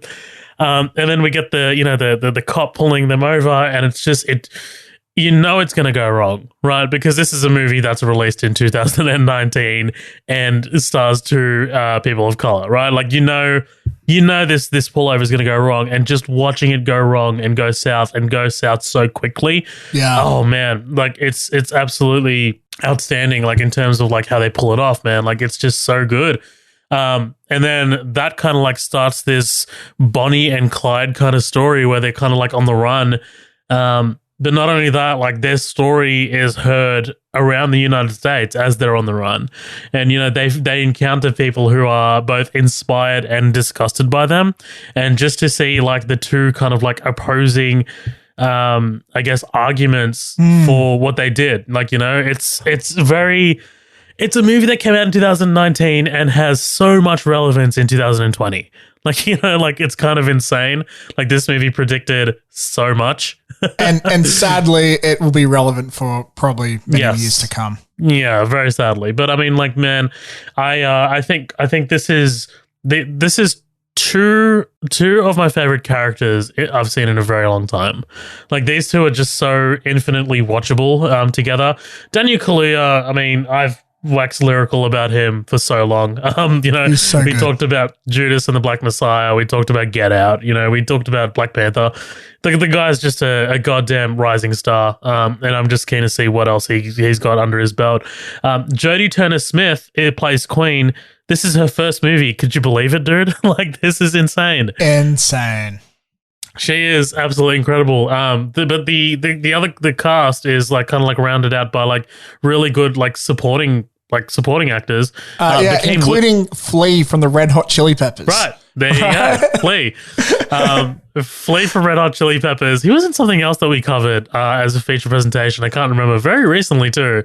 I remember you mentioning it on a podcast. He played Needles, in Back to the Future Part 2, but he was also in Baby Driver. Yeah, that was it. Very Baby briefly. Driver. Yeah.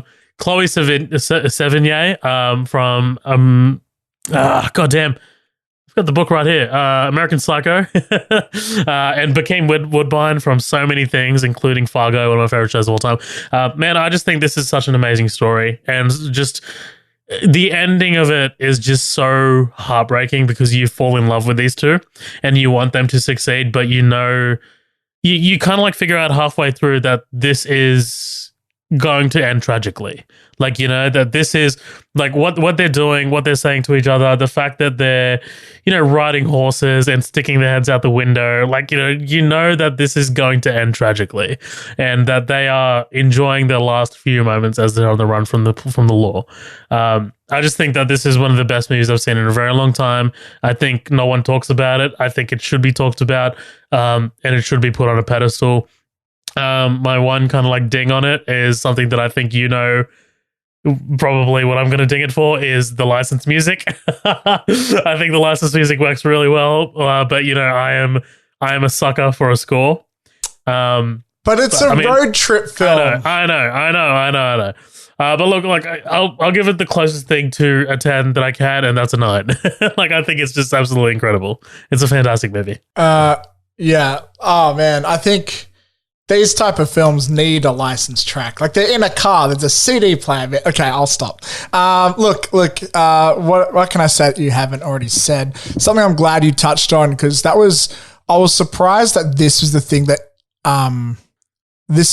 that impressed me the most, is that while this is an unapologetically black film, like it is that's what it is, and it's like in your face. It knows exactly what it is. Yeah, it knows exactly what it is, and it's like it's almost like a I wouldn't say celebration of it, but it's that voice is this film. It is a celebration of it. It's a celebration of the experience, both positive and negative. Yeah, right? That's one way you could put it for sure. But I think they don't have an obvious, like they try to be realistic in the interpretation by showing you multiple sides. Because while it is believable that much of the community would be behind him, they have people against it too. And then there are some people who are on the fence. And I do think it's cool using the road trip format as a storytelling device for us to meet new characters with different opinions, different takes on what's going on. And that really makes it, I think that's what separates this film from being really, really good to being great. That's what makes this film. That's one of the things that adds, that's like the little cherry on top, which makes it really great. Because I think it's very realistic, and I think it's also very interesting, and it makes you as an audience member at times maybe question your own beliefs, or maybe think, like, I knew where my mind was from the get-go, but And I don't know about you, but there was many times I was thinking, like, what would I do if I was in their shoes? And my answer every time was, I don't know, but I'm glad I'm not them, because this is scary. That being said, like, it's cool how, despite like it's got that element, it does feel like a bit like a coming of age at times, like the way that they have these very human moments and of growth and all that. It's not coming of age. It's coming of relationship. Is really okay. That's really fair. Interesting. Yeah, it is, and it's cool how like these characters go from don't forget this is their first date that you're watching. Yeah, the whole way through. Right. It is, and like seeing them go from kind of disliking each other, or at least Queen disliking Slim, and that changing over time, like that's a really good character arc, because we see that relationship develop pretty much in real time. But not only that, just seeing the way Queen influences Slim to make the decisions that he does. Like, you know, like she is a confident attorney, like, right? Like, this is what she does. She's able to persuade. She's able to, she's just able to, she doesn't trust anyone. She doesn't trust the police. She doesn't even trust her family. Yeah, but I think it's not said, but it is implied, I think, or at least my interpretation was, but like, that influences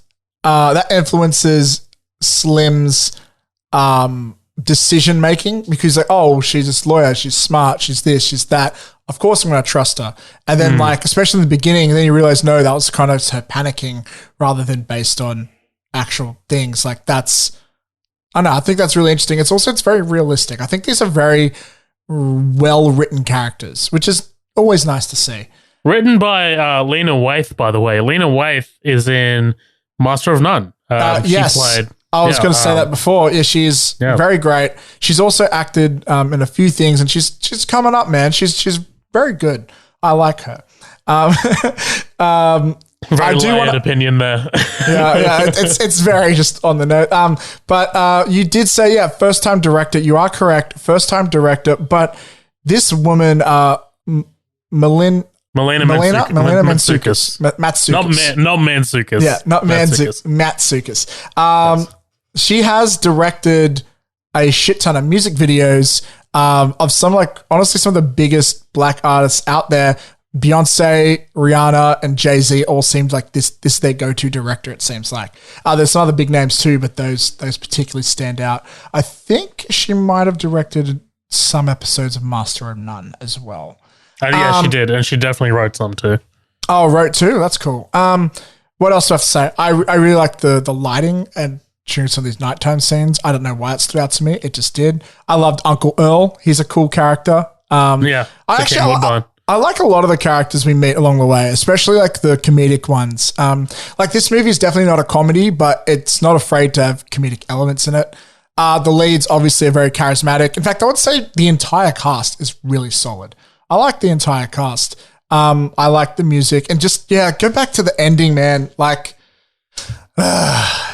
so I don't know if a lot of people do this as well, or just me because I'm really into writing. But throughout the film, I just kept thinking, how do you end a film like this?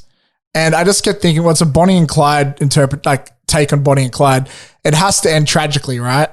But I really didn't want it to because I was really rooting for these characters. And that's good writing. They made me want to root for them despite all the odds. And I think, a shittier reviewer might say, oh, well, showing the protest stuff around it had nothing to do with the story, blah, blah. And, well, you can argue that's not through the plot, but, it's the context.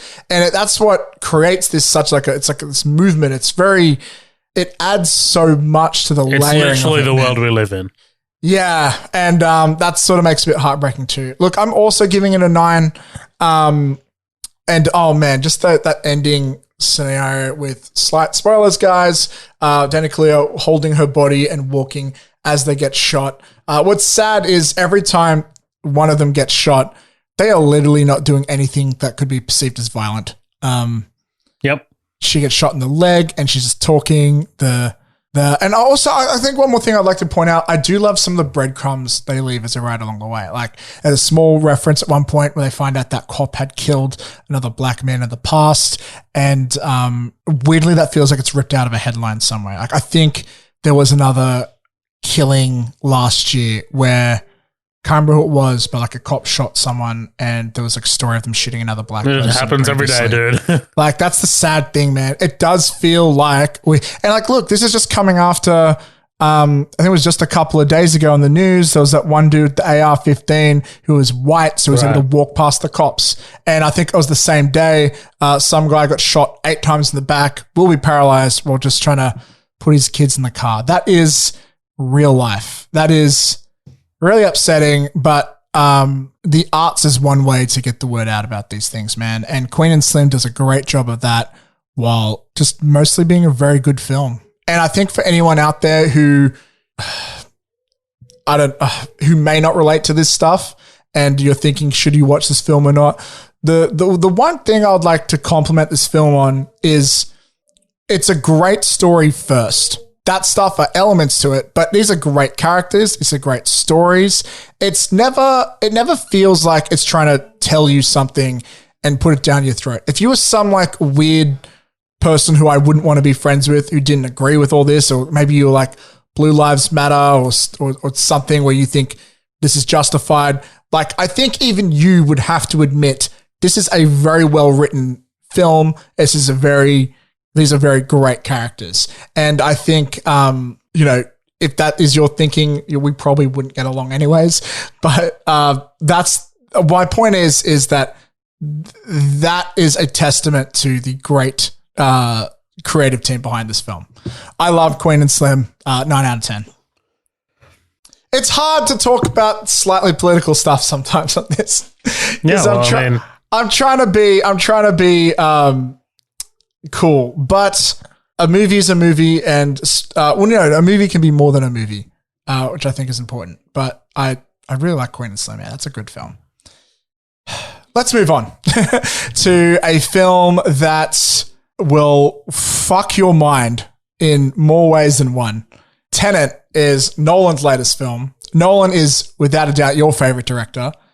So I'm really keen to hear your thoughts, even though I have kind of read them already on the after party, which will be available on midnightdoublefeature.com, where we have our written reviews, ladies and gentlemen. But regardless, Zohar, please tell us about your thoughts on Tenet. Which, actually, before we start, I will preface this. I messaged you the day of seeing Tenet, and you said to me, I don't know if I can review this film straight away, dude. This is a lot to take in, or something like that. Yeah, literally. I wasn't comfortable with reviewing it. Yeah. And honestly, dude, I don't fucking blame you, because this is a movie it's a little bit hard to take in the first time. But I think Nolan wanted it to be that way. So are we doing? So we're doing spoilers right now, right? Ladies and gentlemen, this is full on spoilers. So shut the fuck up. Shut the fuck off. If you want to read my non-spoiler reviews, it's on the website. It's on Minute Old Feature or whatever. One last time, spoilers. Don't get mad at us. I think we've given them enough time to go off. There's a 2-minute trailer between now and spoilers. So That's what's going to happen. More time just to be safe. Spoiler alert. Okay. All right. Speaking of time. Good segue. Good segue. All I have for you is a word. Tenet. It'll open the right doors, some of the wrong ones too.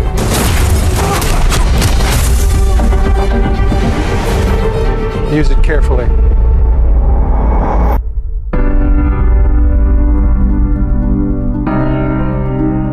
To do what I do, I need some idea of the threat we face. As I understand it, we're trying to prevent World War III. I'm not saying Armageddon here. No. Something worse. I gather you have an interest in a certain Russian national. Why don't you bring me in? You really want to know? He can communicate with the future. Time travel. No. Inversion. Aim it and pull the trigger. You're not shooting the bullet, you're catching it. Whoa. Well, I've seen too much. Well, we'll try and keep up.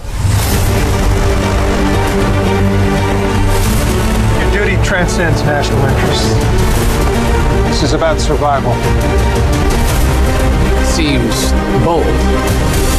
Old, I'm fine with. I thought you were going to say nuts. This is where our worlds collide. How would you like to die? Old. You chose the wrong profession.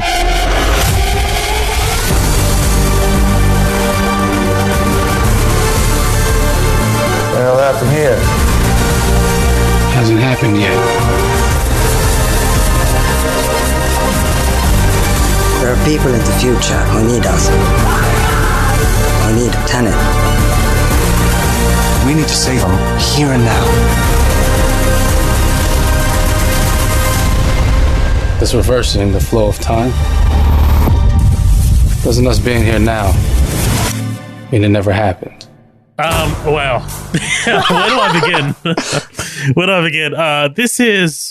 There's a lot of pressure to talk about this movie, and on this movie in particular. I mean, like, this is not only is it Christopher Nolan's next movie, and whenever that happens, it's always a big event. But this is supposed to be one of the movies that saves the cinema, right? The cinema experience. I don't know about. I think the cinema was always good, but yeah, that's how he's framed it. That's how he's framed it. Yeah. That's the conversation. Like, right? Like, the cinemas are dead right now. Like, this is the one that's supposed to open it all back up. Like, that's it. Like, there's nothing else on the horizon. Yeah, like, to an extent, yeah, for sure. Everything else is delayed or has moved back. This is the one that has kind of, like, not. Okay, so for the longest time, it maintained its July release date, but they moved it back to August, which is, you know, the second release date that we just got. Wow, this movie blew me away.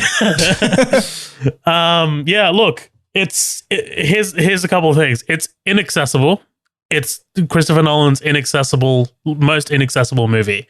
Like, you can't sit down and enjoy this movie without being asked to challenge yourself and apply yourself. Yeah. Because this is something that, you know, well, The Dark Knight, you can sit down and enjoy it for what it is and what plays out on screen. Even to an extent, Inception, you can sit down and enjoy it and enjoy what plays out on screen. This, on the other hand, requires you to apply yourself and be very engaged with the movie, and that will turn some people off. Like, you know, some people are turned off by that kind of challenge. Like, you know, I've already spoken to a few people who were a bit turned off by that kind of challenge and that kind of asking. I am not. You know, I'm someone who wants to be challenged by a movie, especially an original movie, especially something as original as this. This is the most expensive original film ever made. Did you know that? Really? This is, yes, a What's the budget?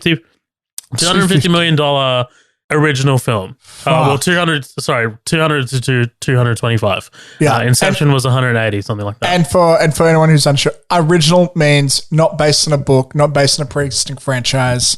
It's a completely original screenplay. Yep. Right. It's a completely original screenplay because only Christopher Nolan will be trusted enough by a studio to deliver something original with this high of a budget, dude. Yes. I mean, and I will get into that. Stripes. Yeah. He earned his stripes, with the Dark Knight Rises trilogy, delivering something that's both commercially and critically successful. So, he has kind of like earned his stripes for Interstellar and Inception and delivering these highly original and highly complex films. Tenet takes that kind of complexity and ramps it up to 11. Let me kind of get into it. So the plot of this movie is exactly it. This movie is all plot. If you are coming for a intense character study, you will not get it in this movie. You will not get the emotion that you got in Interstellar. You will not get a deep and meaningful, complex, layered emotional character study. You're just not going to get it. That's not the type of movie that this is. This is a Bond film with quantum mechanics thrown in. This is, Christopher Nolan was actually asked to direct No Time to Die, and he said, "No, I'm good. I'm going to direct my own Bond film." And this is exactly what this is. This is a Bond film. Like, make no mistake. This has beautiful locations, a very, I don't like using this descriptor to describe Bond, but one note. Right, kind of like a one-note, very mysterious protagonist. He is literally named the protagonist. He has no other name in this movie but the protagonist. A villain that is highly eccentric with a highly eccentric plan. Right, something that's so unachievable. Yeah, he's Russian. And it has car chases and whatever, plane chase, whatever. It has these huge action set pieces. Also, in a lot of interviews, he's been really referencing what was it? It's one of those old James Bond films with what's his name, Roger. I never watched this fucking. Yeah, he was saying those films really inspired him as a kid. I think it's Live and Let Die. I think that's the one, but I can't remember.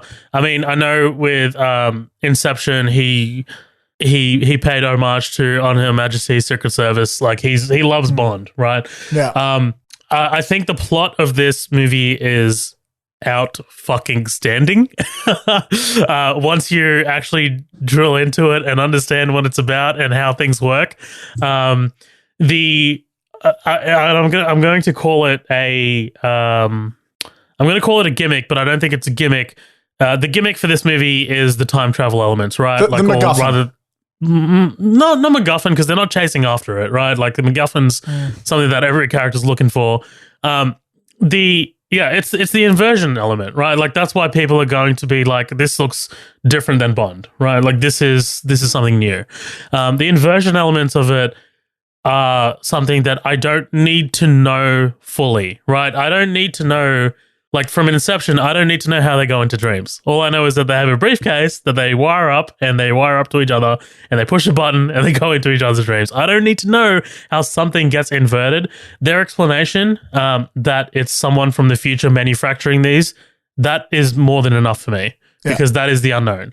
I think this movie is absolutely beautiful. The visuals of this movie are just absolutely stunning. Seeing this in 3 cinemas. I've seen this in 3 times, by the way. Have you? How many times have you seen it? Twice. Okay.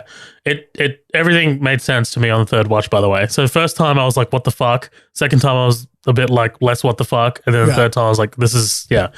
The visual elements of it are absolutely outstanding. The 747 plane crash sequence just looks absolutely brilliant. Ludwig Göransson's score is just bombastic and huge and amazing and incredible. And it's played backwards in the scenes that he is going backwards, and it's just beautifully. I love it. Amazing. Dude. I don't know. It's where do I start, dude? I don't even. I feel like I've started. I've gone on for so long. How do we talk about this movie? Okay. How about I give my review? How about we flip? How about we reverse what we normally do?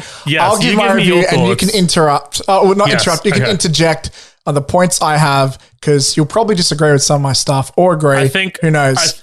I don't think it's that I'll disagree. I think I might agree, but I think I have more information than you do because I've been going down some internet rabbit holes. Okay, so oh god, let's start with the positives. Okay, let's start with the main positives. You were just talking about the score. I honestly think the score might be my favorite part of this film. Because it's so fucking good. Little tangent though, which I think was kind of funny.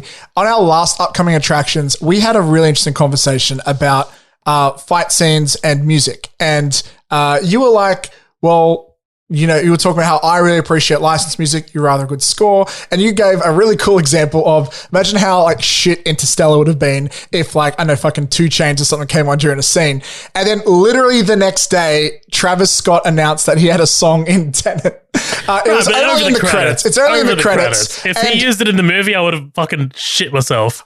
I think context is king with that stuff. But what I will say, I'm not a big Travis Scott fan, but I think if you're going to put any artist in this film, he is the perfect choice because he is, for those who don't know, Travis Scott's kind of started a trend in hip hop right now of really psychedelic and trippy beats. Like when you want an artist to have a trippy beat, or if you have an artist with that, they usually get Travis Scott on as a feature. So having him in this with this very Tenanty sound beat to find it, I thought was really interesting and cool. I just thought it was funny as fuck because it was right after our conversation. But yeah, about the score, man, like, holy fuck. I love how the elements are reversed. I didn't realize those scenes are the same soundtrack reversed. I thought it was just like reverse instruments in a new scene. No, if you watch it again, especially on the freeway, dude, when he goes backwards, you can absolutely hear it. I knew there were like reversed elements, but to hear the whole thing's reversed, that's an extra cool, I think. I feel like I keep thinking like, because at times it feels Hans Zimmer-y, right? Like it's got that vibe that Zimmer does where he loves to like digitally manipulate analog instruments and stuff.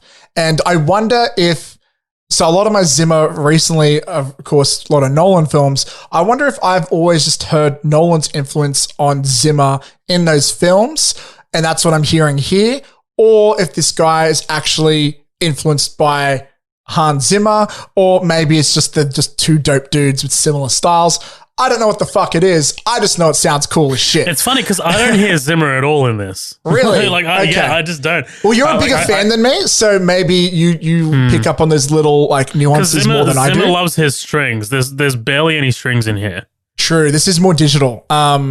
Regardless, I think it's really cool. One criticism, staying on the topic of audio, I know this is a lot to talk about audio, but this film's audio is really great. Let's get into it now. Let's get into it now. The one criticism I saw you raised online, which I actually really agree, but I think it's a part of a bigger problem, is the sound mixing. Do you want to get your thoughts on the sound mixing? Yeah, I don't love it. I think this is a constant issue with Christopher Nolan. Although I didn't really experience it on Interstellar or Dunkirk, I definitely noticed it on The Dark Knight Rises, and I think a lot of people did when he changed Bane's voice in post. Because I watched The Dark Knight Rises the day before this, and man, let me tell you, I had to ride the remote because Bane's voice is like at least 10 decibels higher than everything else going on. That's the problem with ADR sometimes, hey. Well, here's the thing. I read that Christopher Nolan doesn't love ADR. Like, a lot of the vocals that you're hearing in Tenet and other films that he's done, most of that is not ADR. Like, he doesn't like going back into the studio and re-recording lines. I hate it too. That's my biggest criticism of Deadpool. Like, all those lines are done in the studio most of the time, I think. But yeah, I think I'm going to get into that later. Look, cinematography, you also talked about it. I think this could be one of his most beautiful films. Dude, 100%. Hoyt van Hoytema is a fucking genius. The lighting as well, and the use of color, I can't explain it. It just, I don't know why I think it looks amazing. I just know it does. And it's the most I've been impressed by like the cinematography. Like, not talking about like the epic explosions and shit you'd see in Dunkirk. Just off the basic like image of the film. The red and blue room comes to mind. The red and blue room. Yeah. Oh boy, we'll have to talk about that scene in particular, I think, as well. let's get into, I think, my biggest criticism, or maybe my second biggest criticism. And you've sort of touched on this. I think, okay, first of all, I love this movie. I think it is amazing, but the reasons I think it is amazing mostly come down to the concept. The idea of it's not time travel, it's inversion. Although there is travel that involves time, it's not traditional time travel. Well, here's the thing, though. You don't time travel. You don't like in Back to the Future. You go from one spot to another. You literally need to wait 14 days to go back. 14 days. You gotta like you live it. It's So that's why I feel like time travel is not the correct phrase, but yeah, the idea of inverting stuff is really cool, and it leads to some really amazing action set pieces. Let's reflect on that for a minute. We see a things reverse that have never been seen before, by the way. Like, and when people ask me about it, I go, look, I don't know if you'll like the movie or not, but here's one thing I will tell you: you will see things you've never experienced before in a cinema. Seeing a car reverse a car crash while everything around it moves normal. That is incredible. A guy who fights himself. These are major spoilers, by the way. A guy who fights himself while the other version of himself is reversed while he moves forward in time, while the other moves reversed in time. That's fucking bonkers, dude. Like, but then when we come back to that scene and that is reversed from the other perspective, that's extra level bonkers. Like, just wrapping my head around it. Like, there's the one part I think about, okay, how did they do it? But then there's also like, I keep trying to think about the logic of it. Like, okay, they did like a fucking flip here. So how does that work in reverse? And like, I think there must have been a lot of work that goes into not just preparing the fight, but even like while choreographing, coming up with the logic of it. Like, why would this person do this in reverse this way? Like, because the logic of going backwards in a fight and forwards in a fight would be very different. Yeah. Cause like when you're trying to like block a punch, like they're not like catching it, you're pushing it when it's in reverse. Yeah. Like that alone's a mind fuck to me. Like, but it's cool. So I'm all right with it. There's a war in reverse, like an actual war. The temporal pincer move, dude. Like it is. That's a cool concept. Insane. But okay. Are you ready for this? And this is 100% purposeful. Title of the movie is called Tenet. Each way it's 10, right? So TEN, ET. Each of the teams have to sync their watch up 10 minutes each and go the other way. I never noticed that. That's good. Cool. So good. And I have something else that's going to blow your mind. Maybe, you know what? I'm going to chuck it right here. Yeah. There's something called the Sator Square. So Sator is the surname of the villain in this movie, right? Kenneth Branagh's character. The Sator Square is kind of like an ancient puzzle. And the first instance of it was found in Pompeii, right? So in the ruins of Pompeii, there's one connection already because Kat's son wants to go to Pompeii, right? Mm-hmm. Yeah. The Sator Square, Google it, by the way. Google it right now. So if you look at it, it's kind of like a 5x5 like square.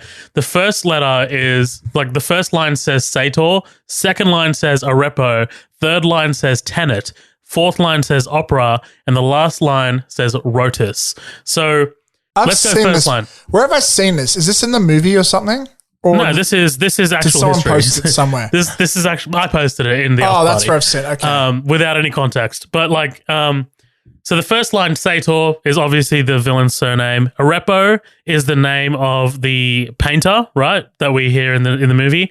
He's the one that makes the fake Goya that Kat identifies as a real Goya.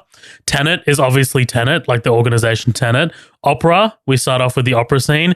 Rotus is the name of the security company at Oslo at the airport. Now, if you look at the square and if you look at it horizontally and vertically and backwards, it's the same thing in reverse. They're all the same thing. Right. And this is a historical thing. Like this is literal. Like this is a real thing. And that just blew my mind when I saw it. Dude, I'm just like, are you fucking kidding me? Right. So that probably would have been a big element of inspiration for Nolan. His writing. Yeah. Yeah. Like, I'll be honest, I don't find that impressive because it's just like, oh, he just lifted these from a pre-existing puzzle. But like, I don't see how the opera really relates to. I guess they all kind of have something to do with each other. I'll tell you why, because the entire movie itself is a pincer move. So this is one of the big this is one of the big twists of the entire movie.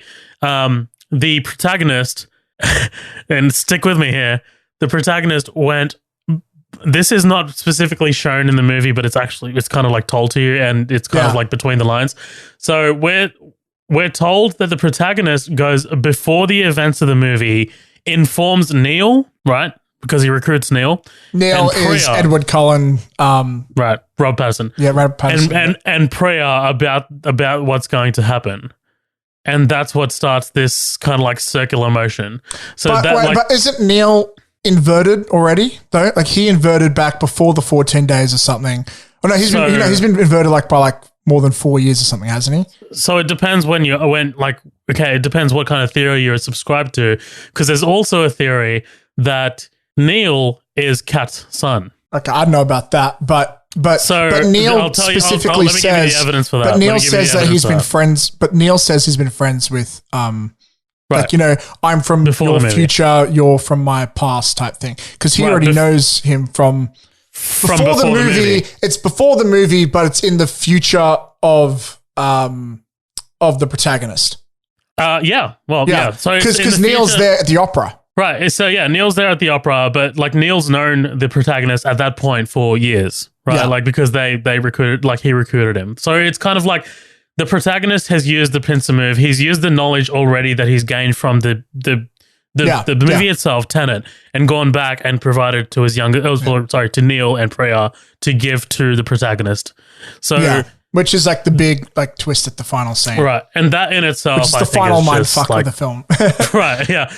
But look, the evidence But weirdly enough, I think that's one of the best ones, which actually I'll explain why after we deal with this conversation.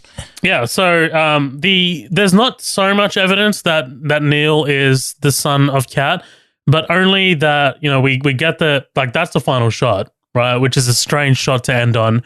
Like, literally the boy holding Kat's hand. Like, that's literally the final shot of the movie.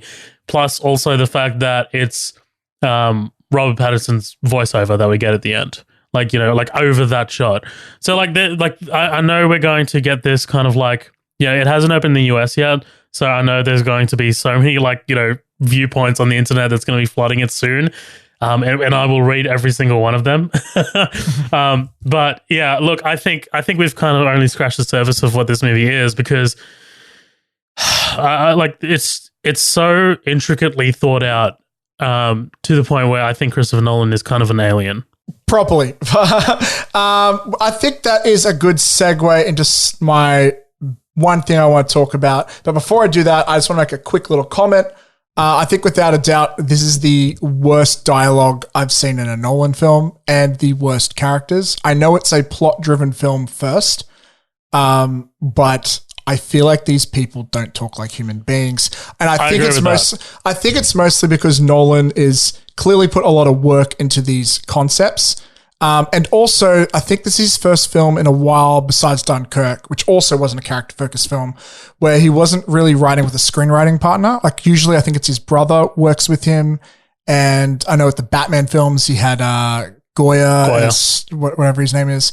And yeah, I feel like I might get crucified for this comparison, but I think of him as, he's kind of like George Lucas in a way, where amazing ideas, great concepts, but he kind of needs someone to reel him in a bit in order for storytelling reasons. Because, with the first 3 Star Wars films, great films, but someone else is usually directing or writing. Well, George is kind of coming up with the ideas. Lucas's execution isn't amazing. Right? Exactly, because we see in the prequels. But there's still fucking amazing ideas and scenarios in those films. And if just he had someone else there writing with him, to just edit. And I feel like the same about the Wachowskis. The first Matrix has amazing storytelling, great ideas. These sequels have some even cooler ideas, but it's way worse execution. It's so inaccessible at times, especially Revolutions. And that's kind of the way I would summarize this film, I think.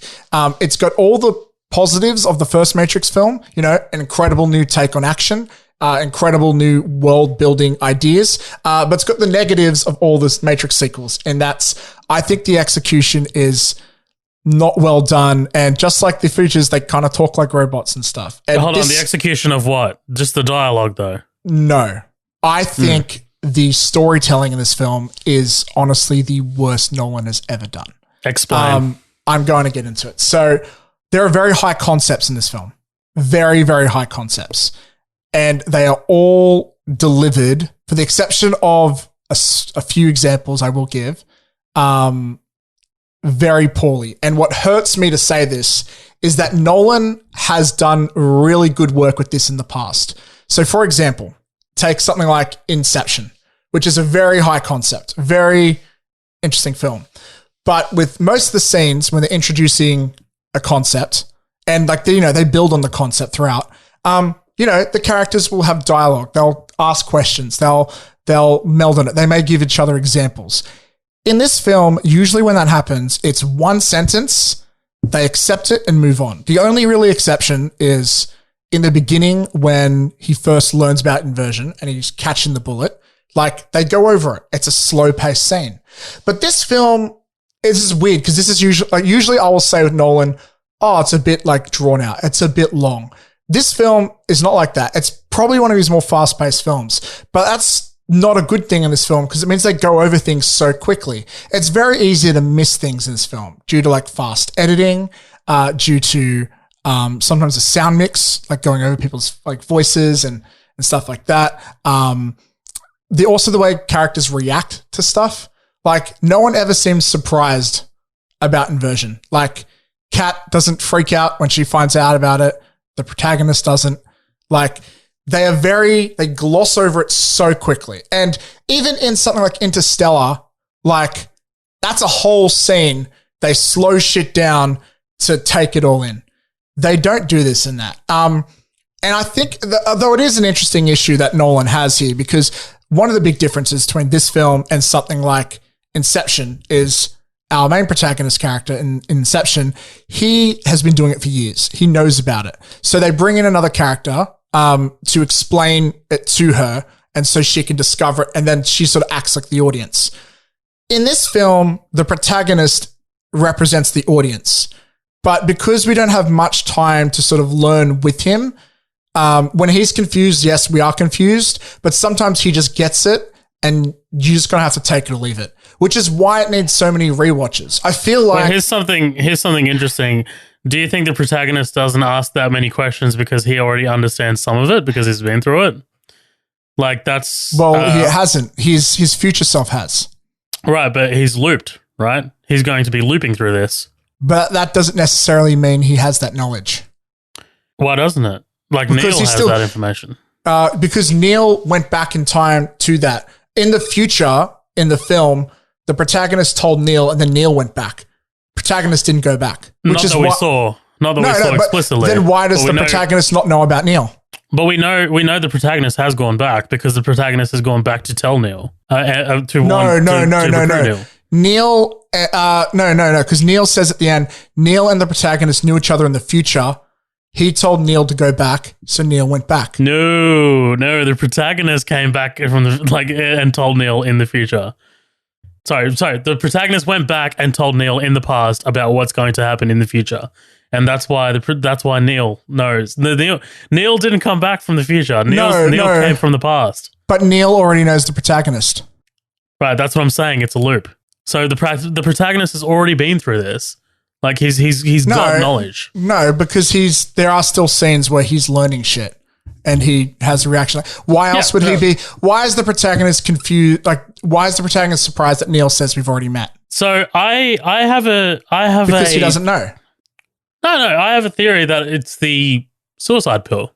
I have a feeling that they constructed basically his entire face. Like, I don't know. I feel like there should be some knowledge on the protagonist's part that he knows about some of these elements already. Like, like him taking the suicide pill created some kind of, like, I don't know, amnesia or something where he's forgotten about like how most of this works but he's been through it. That's without a doubt. I guarantee you he's been through this before. This is not the first time he's been through the events of Tenet. If that's the case, and I didn't pick that on my second film, that just means even more so the execution is bad, because Like I saw it the second time I saw it with a group of 10 people, right? One of them had also seen it before. Nobody got that impression. Okay, but I mean, like, this is something that's that a you good pick sample up. size. That's a good sample size. Like, no, hold on. But if the film fails to convince 10 people of something, that is poor. And you should not be this confused watching a movie on your first go. Like, you should at least understand some level of stuff. I was with people who said they felt dumb watching this movie. That's poor not execution. The movie's fault. No, that's poor execution. It totally is not. This movie glosses over a lot of really important stuff really quickly. The only time I think it works in its favor, and I think it's actually one of the big compliments to the film, the red and blue scene with the lights. Like, you're supposed to be confused because the character is confused because you're learning with him. That's okay. But after that, I think they should have slowed it down and just reassess the ground a bit rather than moving out. And they went from that, and while you're still recovering from that, they're telling you about how air goes into your lungs, moving another thing. They just gave us a world-changing concept, and without fully explaining the girl's dying, though. I mean, like, they're not going to slow this movie down because they have to save her, right? I mean, like, there's the time. They said she has 3 hours to live. Like, there's a lot to go through there. Like, your job as a storyteller is to tell a story and have the audience along with you for the ride. You can't just ignore your audience and move past it. That is, I disagree. I think you're challenging. I think to ask an audience to be challenged is different. I think the way this movie is approaching an audience is actually kind of interesting. We kind of like touched on an interesting subject here, because I think this movie doesn't treat its audience like idiots. I don't think it spoon feeds. I'm glad it doesn't. Like, no, but there's a difference between treating them like idiots and then not giving them all the pieces to do a puzzle. See, but the pieces are there. Like, they are there. The very fact that I am able to give you a theory that, you know, the protagonist went back in time should like give you some indication that the pieces are there. Like, let me give you an analogy, right? If you go to IKEA and you buy a table and the instructions... Listen to me.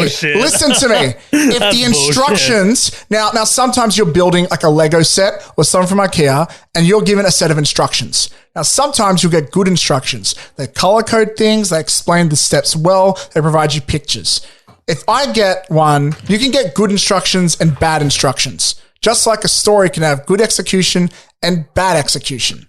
And Nolan has proven time and time again, he does have it in him to deliver these concepts very well and execute well. Interstellar did it.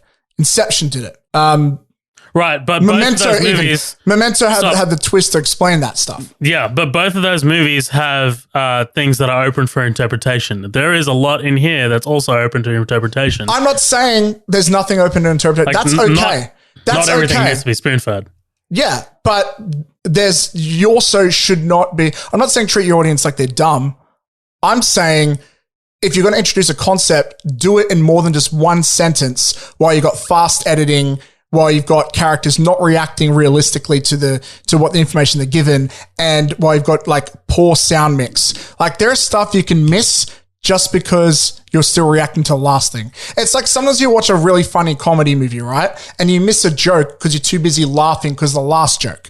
It's the same concept here. And Nolan has it in him to do better than this. Yeah. And it's, I honestly think like Nolan was probably just too distracted thinking about all these high profile concepts and making the logic work that he forgot to make it, like, give you the steps along the way.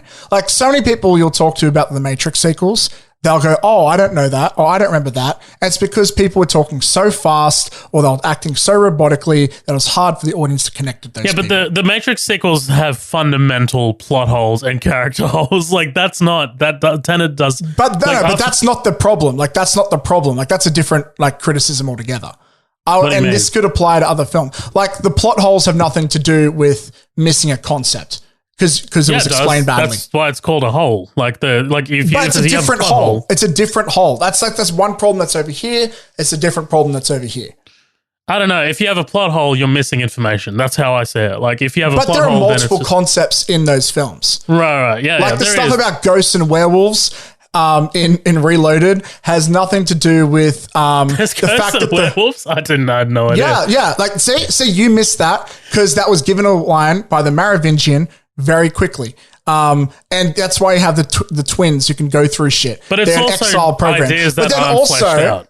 Yeah, but then there's also in that film, there are multiple ones. Each one is given its different emotion, and Neo's was love. Like, those are two different concepts. Each one could have plot holes, but each one could be explained differently. You know, that's how I feel about this movie. The biggest problem with this film is that it doesn't explain its concepts very well. Sometimes it does a good job, but there's sometimes where it doesn't.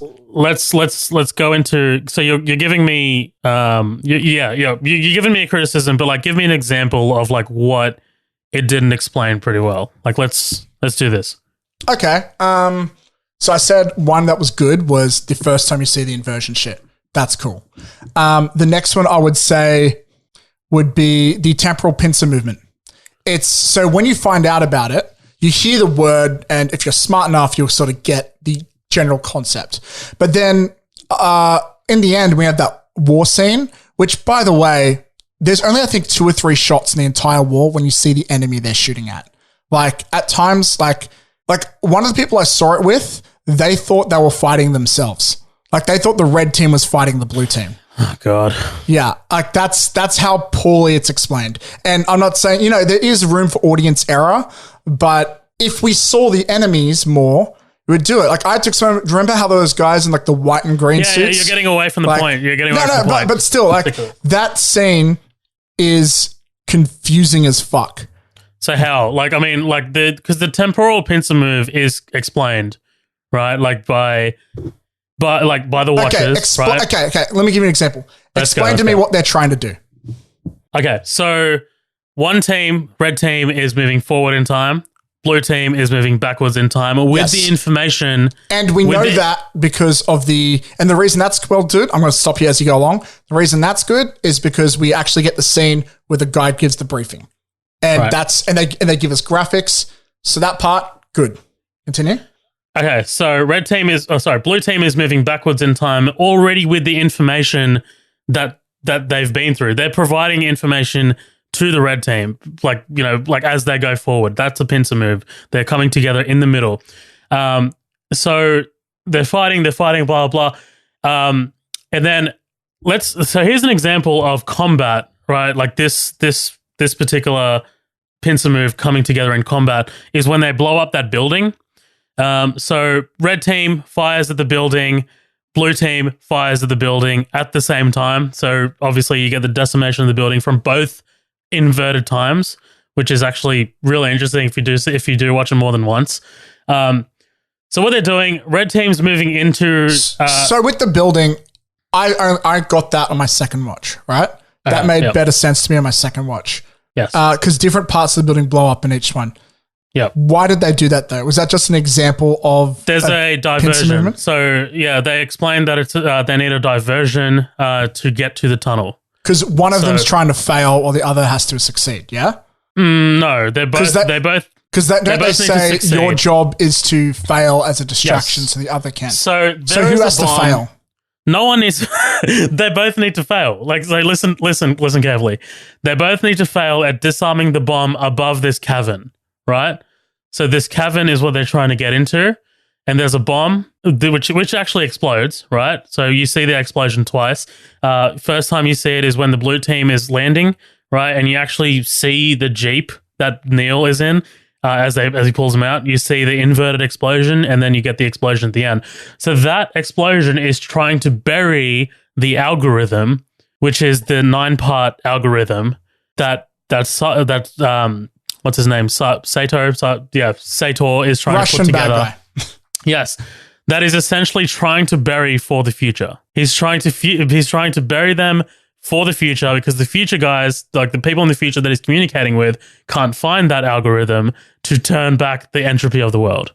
Okay. And that's the essential plot. That's why they have that metal tube, which is where the henchman goes down in, like when they kill him at the end. That's that metal tube. That's where they're trying to put and bury the algorithm. And that's why the bomb explodes and is essentially trying to bury the algorithm. Okay, so on my first watch, I remember going, hey, here's something I don't understand. Why does the guy die? Why, if he dies, why does time end?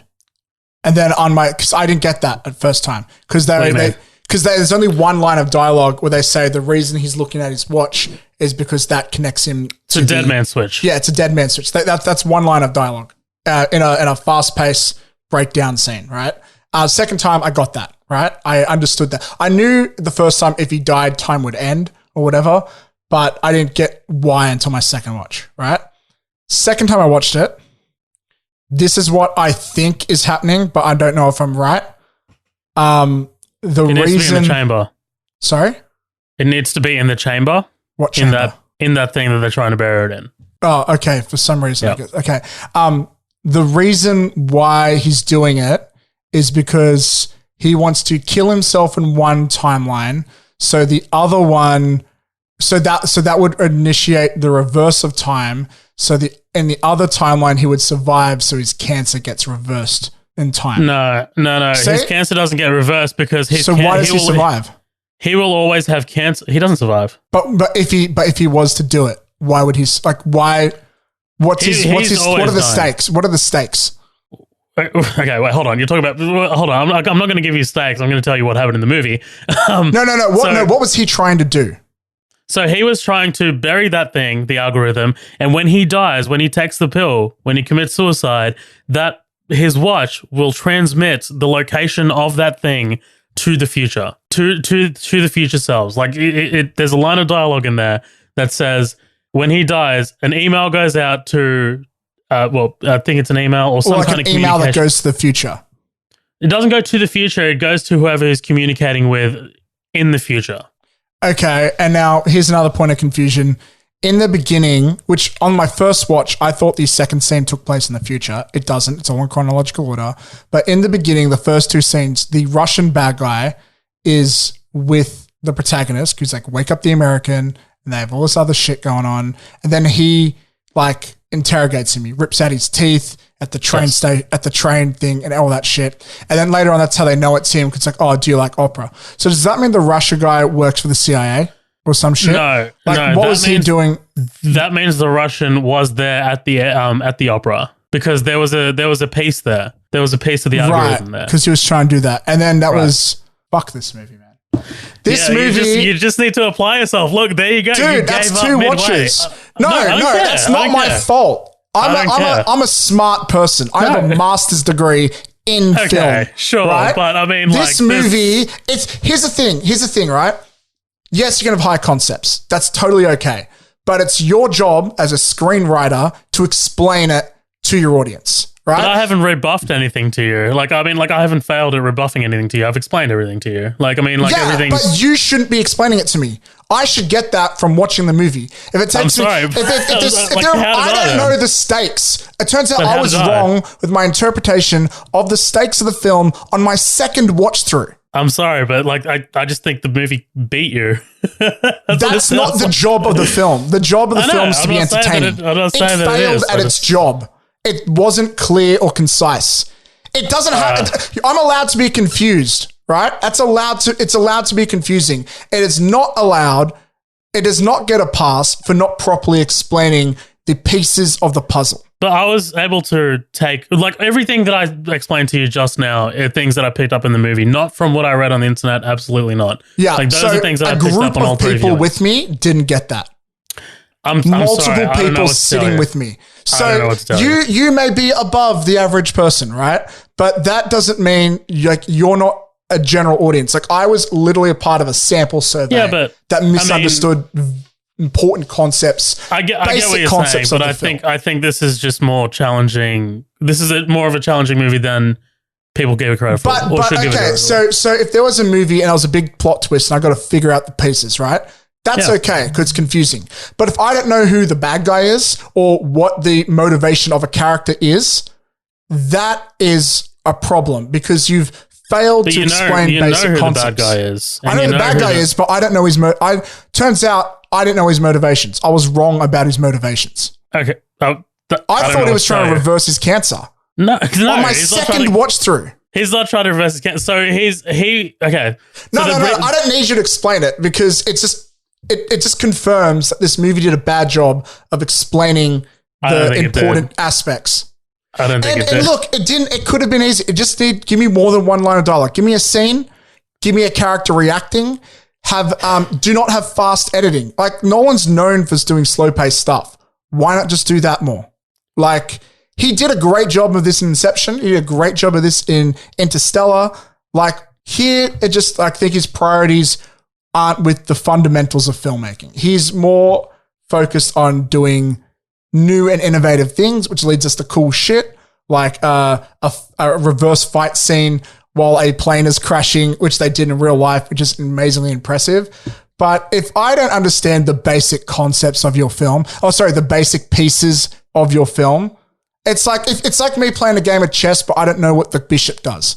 Like, I don't know which direction to put the bishop in. It's the same thing. Like, it's okay to be complicated. And I know Nolan thinks complicated equals good, which is not something I agree with. In fact, I think the simpler you can get it, the more impressive it is many of the times. But like, I like a good challenge. I like a movie that can get me thinking.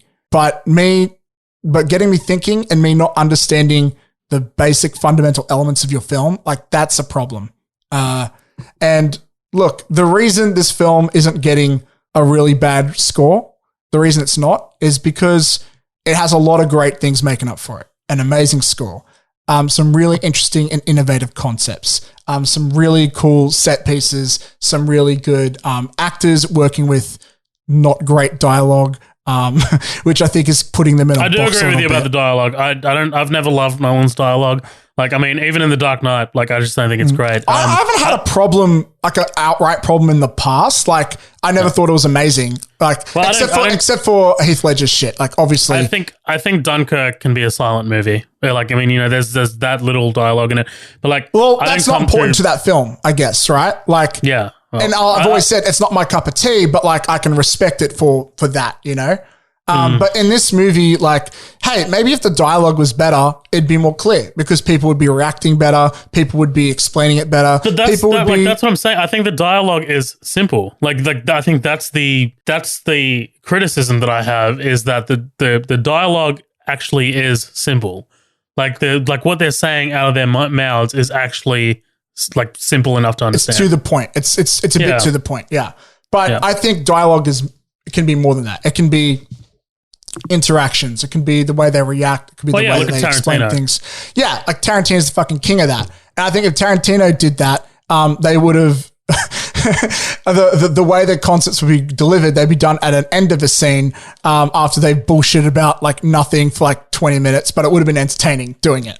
So I think, you know, he moves through it a bit too fast, and if he was slow it down a bit, most of my complaints would just be gone. And it's kind of heartbreaking to see because he's done that so well in the past. But yeah, and I love the score, but again, like you said, the sound mix wasn't great. Again, if it like, especially like characters with accents, like that can already be a barrier for some people. And I think by doing that with this score, that can be a problem. Not a big one for me, but it is still a problem. But yeah, overall, I'm giving an 8 out of 10. Mostly because even with these action scenes, actually, you know, you said you didn't get to talk about it. You said you had a problem with these action scenes. Not in this movie though. Like this movie, the action was absolutely. Because I was going to say, I thought it's pretty good in this movie. No, usually it's like slow and kind of like muddling, but like no, here it was absolutely incredible. Yeah, I think it's his best action set pieces I can think of, at least. Although the one from Inception with the hallway spinning is pretty fucking cool. But yeah, I think the hallway fight in this challenges that really well. Oh fuck yeah.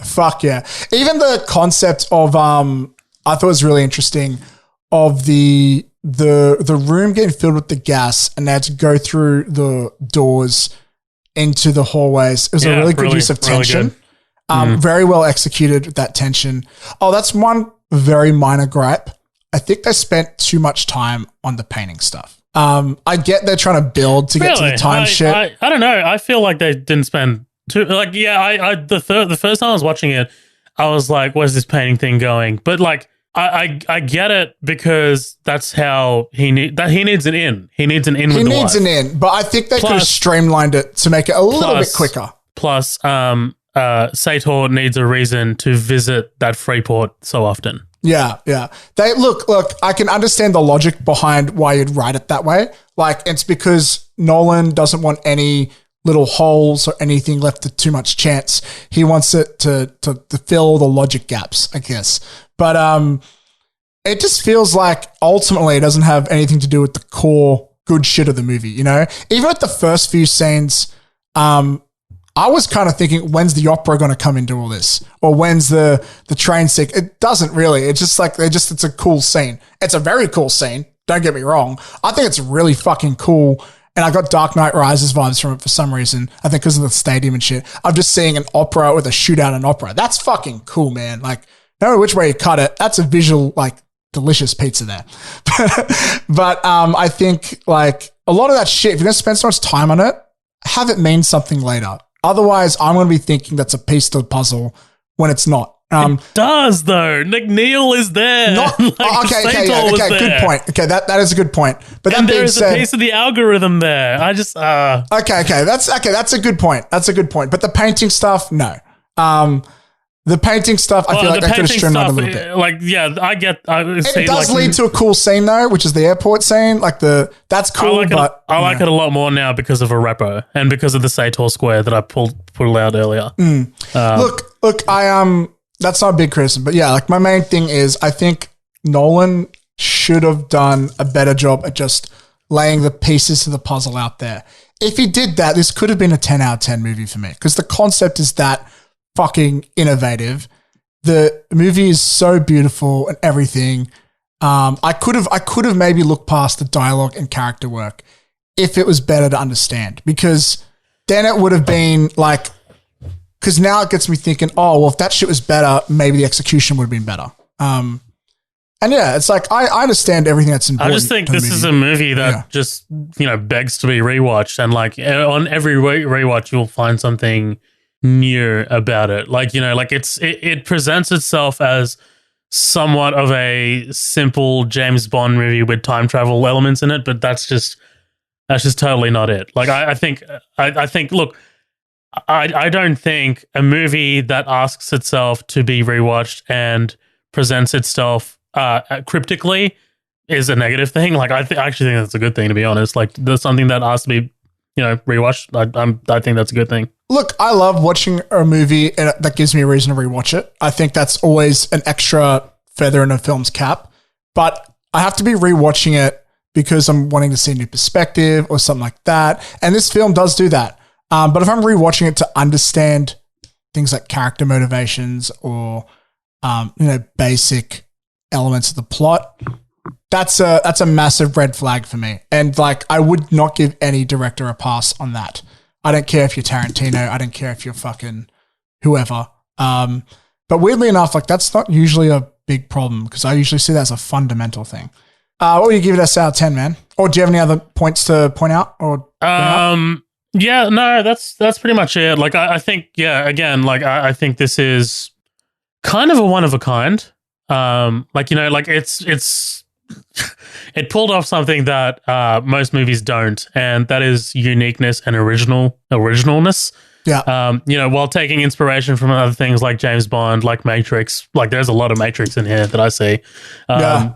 But like, just that alone would probably earn itself a high score. I think you hit the nail on the head. The dialogue isn't incredible. There is a lot of expository stuff, but I mean, I think it's needed.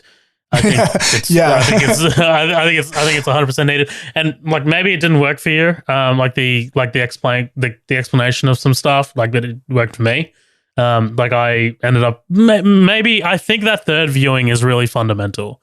Because like because between the first and second viewing, I didn't pick up too much on it.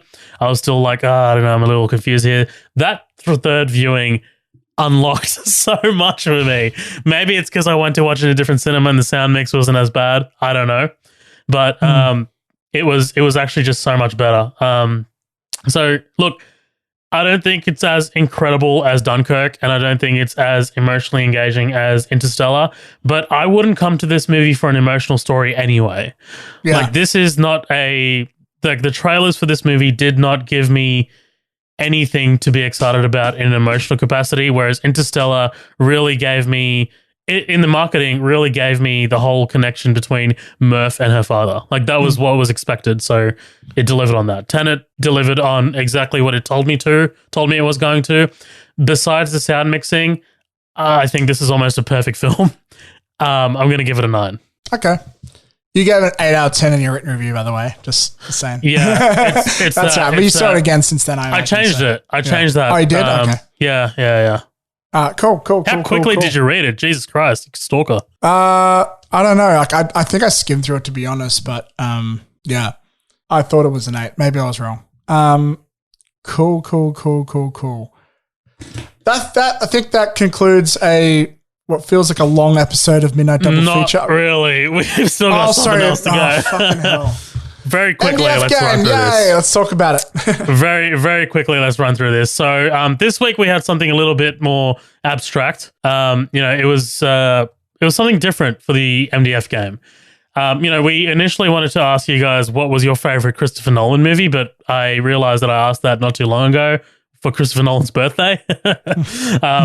But this time around, we kind of went with, Christopher Nolan is all about the cinema experience. He outright refused to release this on digital, streaming.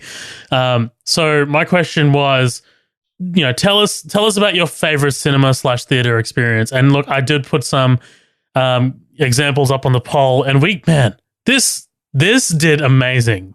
Like, this might be one of my favorite MDF's games that we've ever had. This got such a good engagement. What are you laughing at? You're laughing at something. No, you're smiling, so I'm smiling back. Okay. I just thought the engagement from this was absolutely incredible. This is not one that we can guess for each other because it's just so broad. So I'm just going to straight up tell you mine. My favorite cinema experience of all time was The Last Jedi. Yeah, you always talk about that. Yeah, I was there. Yeah, and look, regardless of what you think of the movie, being there at midnight with like-minded fans, who shouted when things happened and audibly gasped when things happened. Look, Endgame was great and all. Endgame's midnight was... Oh, sorry, we didn't even go to midnight. We went to a day sesh, which I think kind of reduced it for me. It's like people had already seen this, so it didn't really feel as kind of exclusive, whereas the midnight for The Last Jedi was just, blew me out of the water and really, really kind of gave me the feels, dude. Walking out of that cinema was just... I was ecstatic. I feel like I was on a different planet. Oh, yeah. Before I get into mine, controversial opinion. Well, maybe, okay, probably not controversial at all. But I feel like in Endgame, the moment of Cap catching the hammer, that should be an amazing moment, obviously. And my theater did cheer pretty loud. But surprisingly, but surprisingly, I think you might have been there for this one too. But what was a bigger moment was actually, I think, Infinity War when Thor lands in the battlefield. Yeah. The theater was so big. And I think maybe just the film around that scene in Endgame, just because it was so non-comic booky at times, which is a weird thing to say about Avengers, maybe added to it. But no, I think my moment, best experience will probably be, probably for similar reasons, but The Force Awakens. Nice. I don't know of many films. Actually, I can't think of any off the top of my head, but I'm sure there's at least one other where I waited up till midnight or whatever to buy the ticket because I was scared it was going to run out. Then I got there, everyone was there, excited. It felt like a fucking celebration before the movie even started because everyone was excited. We never thought we'd get a Star Wars movie again. And we got a whole new trilogy. And then when the opening crawl came up, that was pretty incredible because, you're seeing something you thought you would never see. And you're just the world had so much possibilities back then. You didn't know what could happen. And then after the movie, I was essentially speechless. I remember people asking me, what did you think? And I was like, what's there to say? It's perfect. Do I think of that now after watching it 1,000 times? No. But I don't think I've had an experience like that because so many people, so anticipated, so excited. You can't take that feeling away from anything. In a packed theater with the line out the door at midnight, that was pretty cool. And yeah. Nice. Let me just go through the poll real quick. So the poll dominated the poll is Harry Potter and the Deathly Hallows Part 2. Like that was huge. Like that got a lot of votes. Probably for similar reasons to what I said, except the reverse, because it's the ending of a franchise rather than the start. And unlike Star Wars, like people were pretty hyped on it. Avengers Endgame, Jurassic Park, Lord of the Rings, Fellowship of the Ring, Dark Knight, The Matrix, Rogue One, A Star Wars Story, Interstellar, Ad Astra, and Breaking Dawn Part 2 all got votes. Let me just read off a couple of comments here. Daniel Lambert, I choose The Matrix because I'm not old enough that I was blown away by the CG at the time. Daniel Okada, it was like nothing I'd never seen before when it came to Star Wars on the big screen. The dogfights in space mixed with the action sequences on the ground for Scarif were amazing, and it had a darker edge than any other Star Wars film previously had, even compared to Revenge of the Sith. I was also shocked when I realized how things were going to end. This, Mad Max, and Inception are movies from the decade that I'm so thankful I got to experience on the big screen. Jose Rivera, there were two crowd roars that will forever stay with me. The first was Jurassic Park. When Grant, Ellie, and the kids were about to be slaughtered by the raptors and the T-Rex shows up and the score kicked in, the crowd went insane. The second was Independence Day. I could say it was when the missile finally does damage the ship, but when Randy Quaid's character sacrifices himself, it's the crowd that had this cathartic moment of laughter and screaming cheers. There's been some excellent crowd reactions since then, but I'm forever chasing the dragon of those two experiences. I love that scene in fucking Independence Day, dude. I'm back! Patrick Arrington says, Ad Astra was legitimately one of my favorites in the favorite theater experiences. It's the kind of movie that was made for the big screen. It made me feel on the edge of my seat and throughout and feeling anxious in certain scenes. Pitt and Jones both put in great performances as well. Pitt basically willing this movie to be great. Also, Moon Pirates. It's a top 5 experience for me. So much so that I haven't watched the movie since, as I don't want an at-home watch to taint my view of it. That's a good point, actually. Lindsay Doss, girlfriend of co-host Colin. I added Harry Potter and the Deathly Hallows Part 2. Congratulations, Lindsay, by the way. You won the poll. Although I could go on for days about how the movies do not do the books justice, that's a movie experience I'll never forget. I can appreciate that movie as its own thing rather than compare it to the books. Such an emotional experience to see so many years of these movies culminate in that finale. For me, there was also another kind of runner-up. I had The Desolation of Smaug. We watched the Midnight Session, dude, and the way that movie ends, it's kind of like a cliffhanger. And Bilbo comes up to the screen and he's like, what have we done? And like it echoes and it cuts to black and it's just like, oh my God. Ken Tomlin says The Matrix. I remember going to the theater to see this by myself since no one would go with me to see it. I hadn't even seen the trailer for it, and the only reason I knew about it was due to the local radio station DJ talking about it. I remember sitting there in awe. Viewers were turning towards each other, myself included, with mouths agape. Numerous exclamations of holy shit, did you see that? And whoa were heard continuously throughout the movie. When it was over, I walked outside and immediately walked back into the theater to buy a ticket for the next showing. My girlfriend at the time called my cell and asked what I was doing. I told her, quote, The Matrix has me. I hung up and turned my phone off. I actually seen the movie 5 times in total at the theater, twice back to back and one random single time. I was a little bit obsessed with it for a few years. To cap it off, Leanna Fallon. Mine would have to be Hacksaw Ridge. Madeline had already been to watch it and said that she loved it. So Matey, oh God, I don't want to mess up her name. Marty Fallon and I went with her. Even though I love the movie, I remember how hard and gritty war scenes were to watch, and I vividly remember blubbering and trying to hold back an actual panic attack. It was one of the first proper war movies I had watched. Safe to say I hadn't been able to watch it again. Madeline Fallon can confirm. And that was filmed in Sydney, by the way, which is also an extra added bonus. A movie that does a great job of explaining its high concepts. That's I'm sorry, okay, I'm being a dick now. also I'm being a dick historically accurate. But also, that was just such an amazing engagement we had from the after party, because that's exactly what I was going for, dude. Like just like an emotion, something that emotionally impacted you after you left the cinema and kind of like left you thinking about it. I mean, just the fact that people are quoting movies as old as The Matrix and Jurassic Park, like that's huge. Like, you know, it's something they've carried for over 27 years. It's crazy. Yeah. Cool. That's a long one. That's a long one. That might be the longest we've ever done. And to think An it was hour going of it to was nearly Tenet. Nearly an hour of it was Tenet. Oh, that was always going to be the case. And to think it was going to be longer, but that will go into the bonus episode covering the games of Batman.